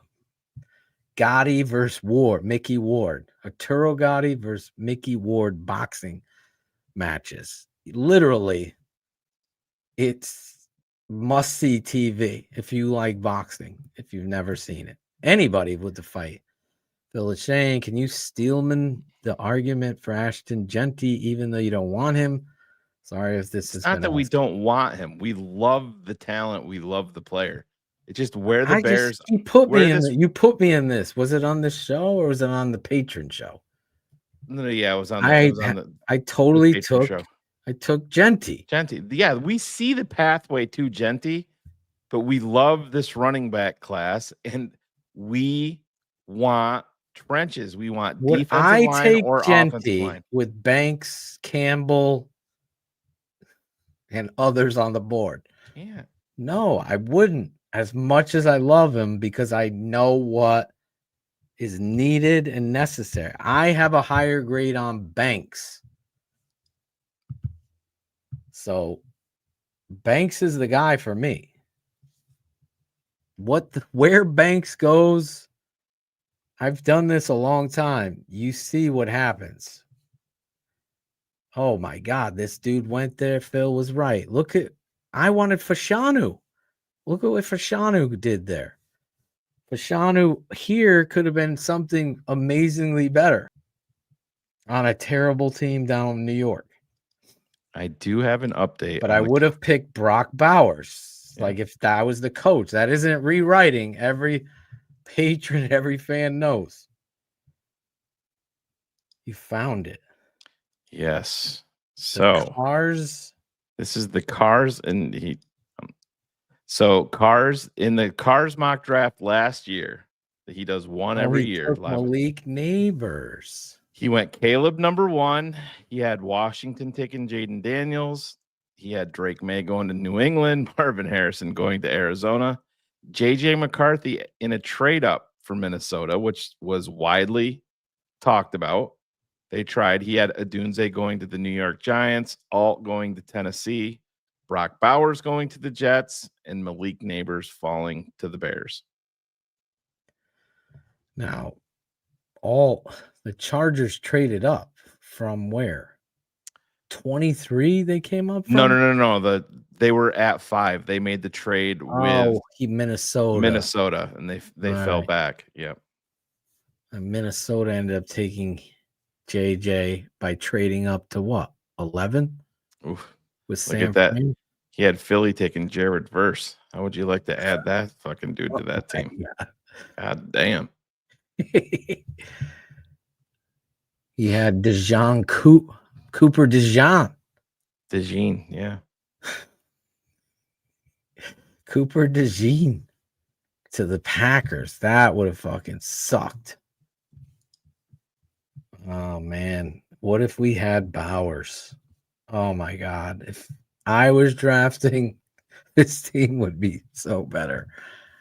Yeah, well, hey, listen, we got a chance to they still have a chance to make a big dent. Like I said, tight end is a need. Tight end. A lot of we signed Smythe and we have this tight end on our roster. I didn't even know we had this Jalen. Where did he play? I went through the roster today. I'm like, when did we must have signed him to a futures deal? He went from somewhere to Hawaii. Hawaii moved him to defensive end. Then he goes into the NFL. He must have played for like 6 teams. What's his name? Jalen what? I don't know. He's a tight end. Big kid, 6'4", 240, I believe he is. You can't see it? I don't see any. I mean, I have the tight end Where's roster. Anthony Jordan when I need him? This app takes forever with all these new. But so on their tight end roster, they have Cole Kmet, Jordan Murray, Durham Smythe, and Joel Wilson as the guys under contract. This is on the official site, which doesn't mean much because they're normally terrible. Sucks. Watch. He's on the app. Oh, it's Jordan Murray is who you're talking about. Jordan Murray. Yeah. 6'5", 240 from Hawaii. Yep. Jordan Murray. I go a tight end from Hawaii. But then when I dug deeper into it, they moved him to defensive end at Hawaii. Yep. 6'4", 240. He played in Missouri State at first, then went there. Houston Texans, Colts, Arizona Cardinals, New York Giants, now with the Chicago Bears. Yeah. Remember that tight end, Shane, that had all that talent on the roster? I've been dying for tonight's show to bring this up. What was his name? The tight end from Houston. He was like a basketball player at first. He had this weird last name. He was so athletic, but weak. You mean the guy that they traded with Houston for? No, not that kid. He went to the university. He played basketball at the University of Houston. That the Bears had? Yeah, he had a weird last name. Hugaboo. Oh yeah. I know who you're talking about. Somebody will have oh shit. Who remembers the tight end? He stuck around with the Bears for a couple of years on like the practice squad. Yeah. Somebody That preseason, he fucking ran a fucking flag route, gets wide open. He just had some questionable hands at times. I'm like, this for a basketball player. Yeah. What the fuck was his name? He had such a oh shit. Started with like an F. Was it an F? I thought so. No, it's not Horsted. It's a black dude. He had like an African last name. Yeah, shit. That's gonna drive me nuts now. That's what I'm saying. It drove me insane all day. Christ, what the fuck was his name? I'll find it. I think he was probably the best, like, athletic tight end I'd seen. I'm like, this kid could do something. He couldn't catch. Does anybody in the chat have it yet? No, No one's shit. got it. Where's Anthony Gordon? Cyril Morales. I can't. Huggaboo. No, it's not Huggaboo. What the fuck was it? Yes, here it is. Onabun. There he Fendi is. Onabun. Yeah, There he he started is. with an F. Yeah, Fendi that was right. Yeah. Onabun. That was it, David Scott. It wasn't Dick Buggins. Cream Bigums, number 84. Fendi Onabun. Yeah. Look him up on YouTube. Where is Fendi now? Did Big Steve play with Fendi Onabun? When was he on the team? So he broke into the league in 2010 with the Rams, then went to the Seahawks, the Redskins, the Jags, the Buffalo Bills. He was with the Bears for 2 years, 2013 and 2014 on the practice squad. Fendi Onabun. 6'5.5", 252. He ran a 4.48. He was like, I'm like, this dude is so athletic.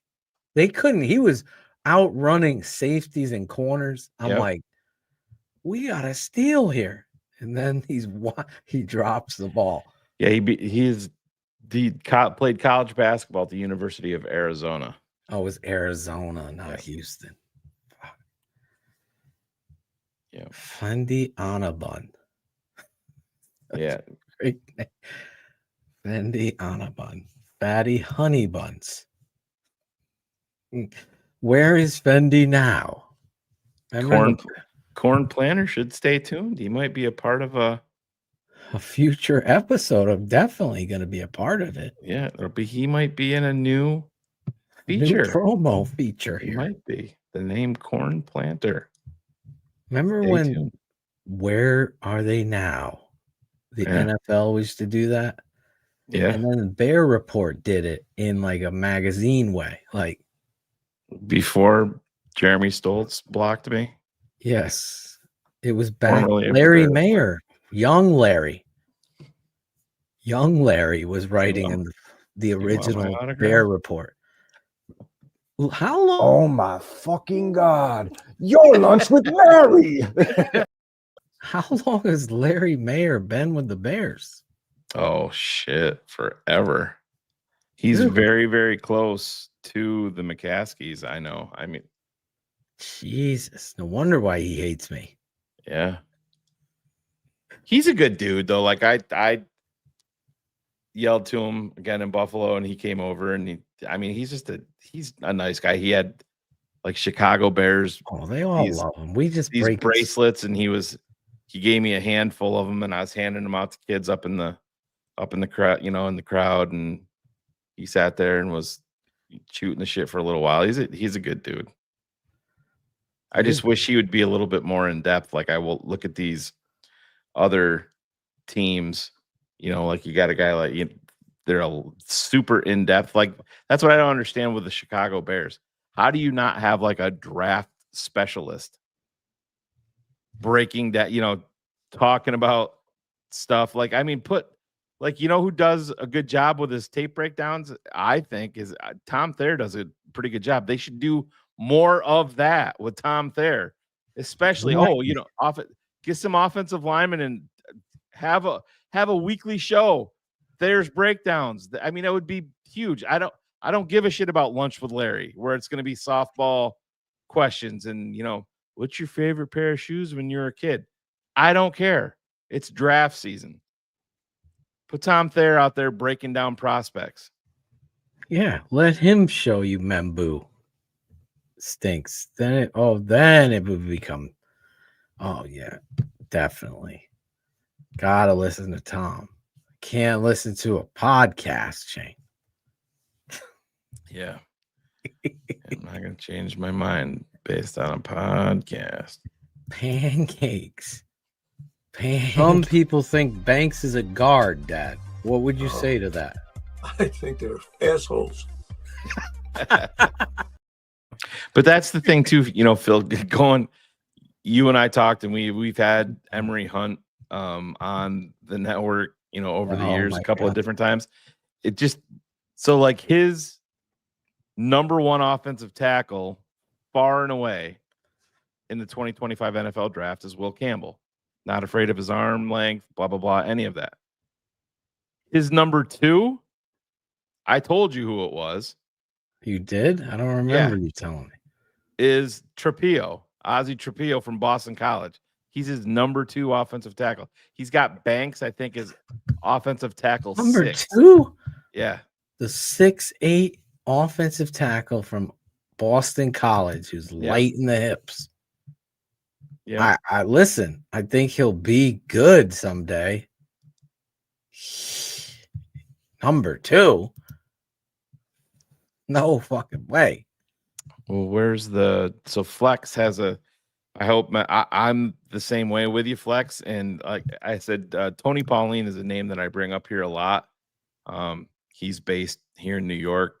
He's always talking about the Jets, obviously, but he came out and openly said that all of the talk that he is hearing behind the scenes right now is that Armand Membu is going where, Phil? To the Patriots, right? To the New England Patriots at Coach number O 4 will lose overall. his Oh, yeah, he's going to be on live with us because this will be when Membu goes to New England. This is all you're going to see on here. Oh my God. And he will be must-see TV. He did have a Bears nugget that came out today. Yeah. Tony Pauline. Yeah. He gave a specific name and connected it to the Bears. And it's a guy that I haven't released my top 5s yet, but he is in my. Phil and I are going to have a big debate on our safeties. So Tony Pauline said safety from Texas, Andrew Makuba. Yeah. He said, watch for the Chicago Bears at pick 72 with Makuba. Really? The safety. Yes. And I am a fan. I'm a fan. My safeties are going to be, there's somebody that Phil loves, and I don't even have him in my top 5. I'll just say that on my safeties. Chris Gonzalez actually texted me yesterday. Emin Mori? You don't like him? I don't have him in my top 5. Wow. Yep. I love that dude. Yep. Well, Makuba's in my top 5. Mm-hmm. He's just not my top. Actually, do you want to know my top 5 safeties? Sure. You want to give them to me? Yes. Malachi Starks, shocker, number 1. He's my number 2. Yes. Xavier Watts, number 3 for me. Wait, Malachi Starks is is your number 2 because you have Emmanuel, number 1. Number 1. All right. So I have Malachi Starks 1. I have Xavier Watts, number 2, Notre Dame. I have not patron, Kevin Winston from Penn State, number 3. My number 4 is Makuba, who we were just talking about from Texas. Mm-hmm. And any guesses who my number 5 is? Either Castro or Emin Wari. No. Emin Wari's not in my top 5. I'm a fan of this guy. He's got some flaws, but I just love his playmaking ability. Malachi Moore? No. Billy Bowman from Oklahoma. Billy Bo. Yeah. Junior.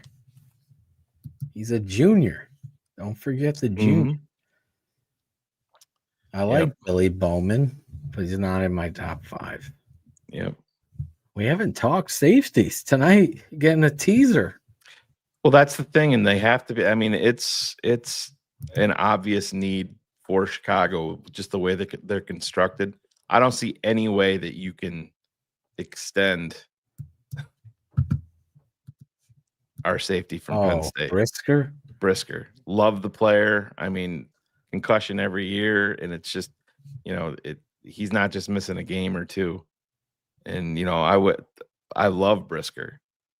Super cool cat. Like I said, another guy that I got to meet when Riley and I were in Buffalo. Great guy. But I just don't see the Bears extending him, bringing him in, long term. I don't see it. Byard, I think, is a good vet presence, but he's not here long term. So the Bears are wide open at safety and what direction they can go there. And there's not too many people drafting safeties for the Bears in the top 3 rounds. I know we've drafted Watts a couple of times on different mocks that we've done.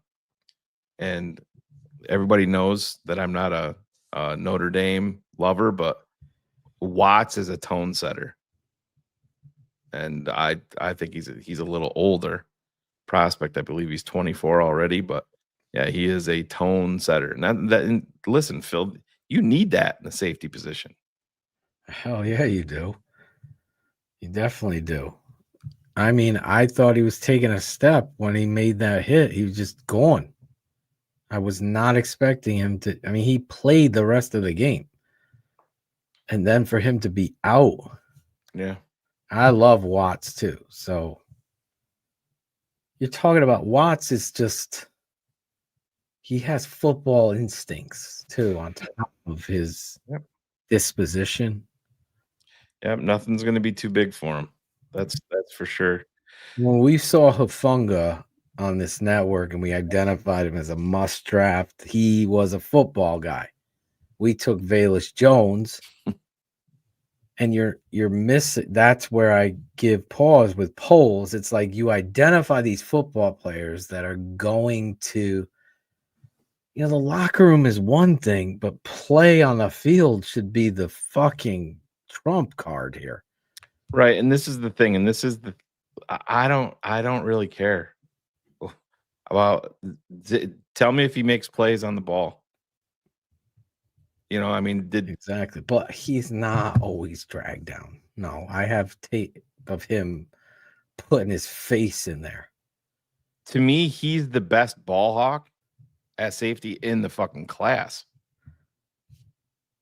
Well, I think Starks might have that one, but yeah, it's close. I in terms of that, I think I'd put Watts above him, and I love Malachi Starks. But again, it's like I'm not banging on Xavier Watts because of his tackling ability. I mean, it's Eddie Jackson. Did anybody love his tackling? No. First couple of years in the league, he was taking the football away. Nobody gave a fuck. Exactly. The kid from Ohio State, Latham. Mm-hmm. Yep. Lathan Ransom. Yep. He is a tackler. Oh, yeah. That's a tackler. We'll get into the safeties. It's hard to get all these positions in there. The kid I want to watch more on, but I like what I've seen, is the Western Kentucky kid also. Stout. Upton Stout. He's a fun watch, man. And then there's one more, too. I'll throw the name out there, is Dean Clark from Upton Fresno. Stout. I'm a big fan of Dean Clark. Upton Stout is a small guy. Yeah. Well, count me in. Bob Sanders was small. I know, he puts his face in there. Stout. Yep. He's got a perfect last name. Yep. Stout. He's not point of the tech. Yeah, he's not stout. He's the opposite of stout. Yeah. But Dean Clark is another name that I'm a fan of it at safety. Stout could play nickel corner too. Oh, crap. You brought up my guy, James Weston. Yeah. Craig, he plays, man. If Malachi Starks is at 39, you fucking draft him. Hell yeah. I don't see any fucking way. I mean, he is from Georgia, so he might drive a car 190 miles an hour and get in trouble, like the wide receiver there that got clipped for going 107 the other day. But yeah, I mean, do you see Starks falling to 39? I mean, that's easy. That's yep, there you go. There's our safety for the next 10 years. Safeties too fall through the cracks all the time. Yeah, but he's to me, he's different. I can't see him falling out of the first round. No fucking way. No, I agree with you. But I'm saying you can Yeah. get a state. This kid, Makuba, he's gonna be there in the second round. Mm-hmm. Excuse me. Anyway, no mock drafts tonight, guys. No. We don't want to. We're going to do a special mock draft for the patrons coming up. I think it's my turn to do one. Shane did the first one. Then you had a patron guest do one. That's another thing we're going to do. We tried to do it with Mike Huff tonight, but he was at work. We want to put your mouth where the money is. Come on the show. Show us where you can draft. If you're interested in doing that, reach out to me and I'll get you on. Shane's always picking somebody. I'm going to pick somebody, but Shane and I aren't going to help you. You got to be prepared. This is what I want. And there's going to be time. There's going to be timers. Because these live mock shows aren't going to be hour bangers. We're going to be in. I was giving Shane notes. And Shane and I were talking. We're going to have a 4-minute time, 3.5-minute timer. We're debating. So Phil, Shane, would you guys say that this draft class is weak overall? I hear people say, I don't think it's weak at all. I think it's weak up at the very tippity top in terms of star potential. Star blue chip. I think it's actually a deep draft with good players. I think when you're a lot of great players in this draft. When you have maybe 2 out of the first 3 picks being Cam Ward and Shedeur Sanders, nope. Hard pushing good players down. Yeah. Oh no. Please, Membu. Shit. Please. Let Membu go before somebody take Jackson Dart, please. Overdraft them. Take them all. Push these guys. Saying it's a weak draft, I wholeheartedly disagree with calling it a weak draft. I just think star potential at the top. There's not a Caleb Williams. There's not like I said, this quarterback draft class. I wouldn't take any of these guys in round 1 if I'm the Giants who need a young quarterback. There's no fucking. I mean, if I'm Tennessee, I'm not taking Cam Ward number 1. Couldn't do it. They'll be right back in the same fucking boat. They have to do it. Oh, or they don't. They could draft a great player. I'm not in the Abdul Carter. He's the best player in this draft.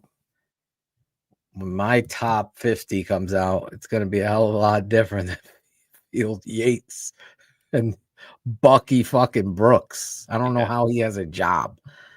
Let me stop. Yeah. The Amari and Hampton 10 to the Bears. Like I said, Phil, he stays with me. He's a UNC guy. Hampton played at UNC. No way. It's like when the Seahawks took that kid, Penny. Oh, Rashad Penny. And I'm like, what?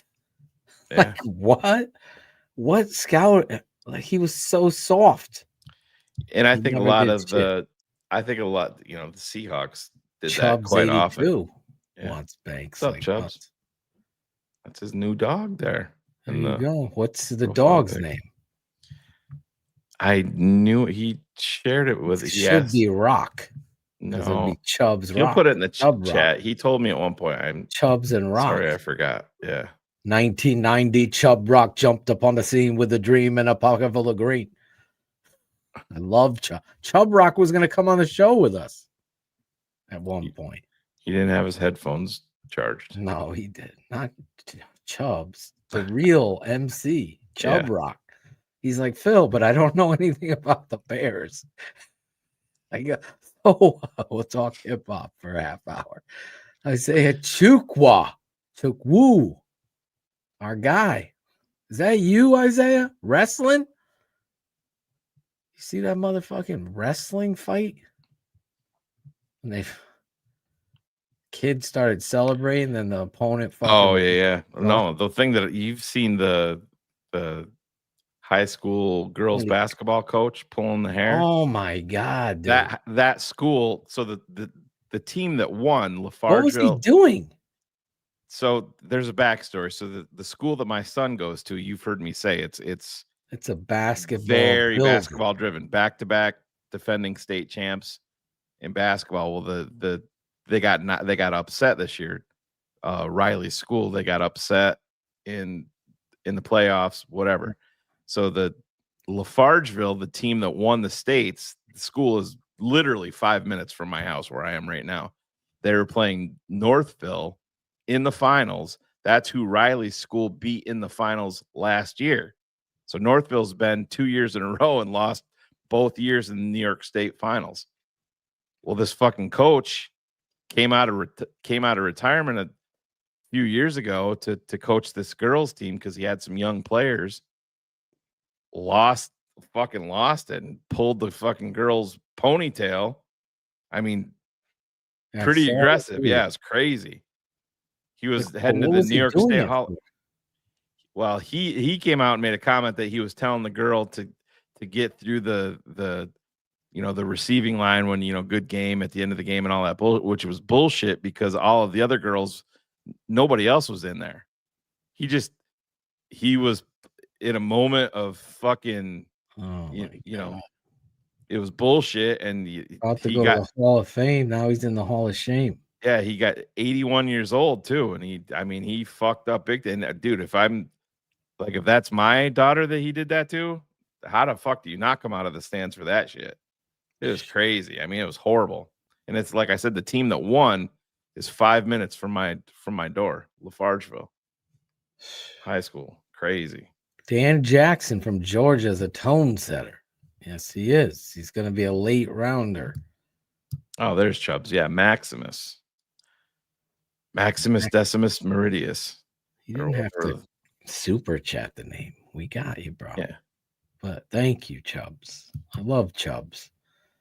Michelle K is going to catch up on the Draft Mob videos. I always learn so much from you guys. Thank you, Michelle, for being an amazing patron. We would draft Michelle in the first round. Look, patron number 2. He was a second rounder. Yep. Jeff Chubbs and Limpy. Chubbs and Limpy. That's fucked up. All right, guys. Patron, we will be live this weekend. I will update you whether we're going to be doing 3 tight ends or 3 running backs this weekend. Yeah, real quick. So I had favorited this just because I think it's. Okay. Do you think Darnell Wright makes the jump with better coaching? Certainly going to help having better guys next to him. And that's the thing. He's had complete chaos and upheaval next to him. I think number one, I think Darnell Wright needs to get in better shape. That's what I think is going to help Darnell Wright the most. But yes, having some consistency next to him, not Nate Davis, was never bought in ever at any point in Chicago, but having a Jonah Jackson, having a leader, an alpha in the locker room, in your line position, that's going to help too. It's going to help all these guys. Listen, let's be honest. Depending on how the draft goes, if they go defensive end or pass rusher, interior pass rusher even, and Braxton Jones is your guy, Braxton Jones is going to be a better offensive lineman because you're going to have a better head coach that's going to help guys out. You're going to have a better offensive line coach, and you have a certified all-pro in Joe Tooney sitting right next to Braxton Jones. That's going to help him. That's how you make Crystal mad. Other Chubb's big spender tonight. I'll tell you what, he'll be better with coaching because last year Donnell Wright went right when the whole rest of the line went left in nearly every game. Yeah, and I mean, there's still a ton of untapped potential. And Dan Roshar, the offensive line coach, Phil, you talked to Olin about this, and Olin said he's a no-nonsense guy, and it's all going to be about blocking. None of the other shit's going to matter to him. No politics, no money, no draft choice.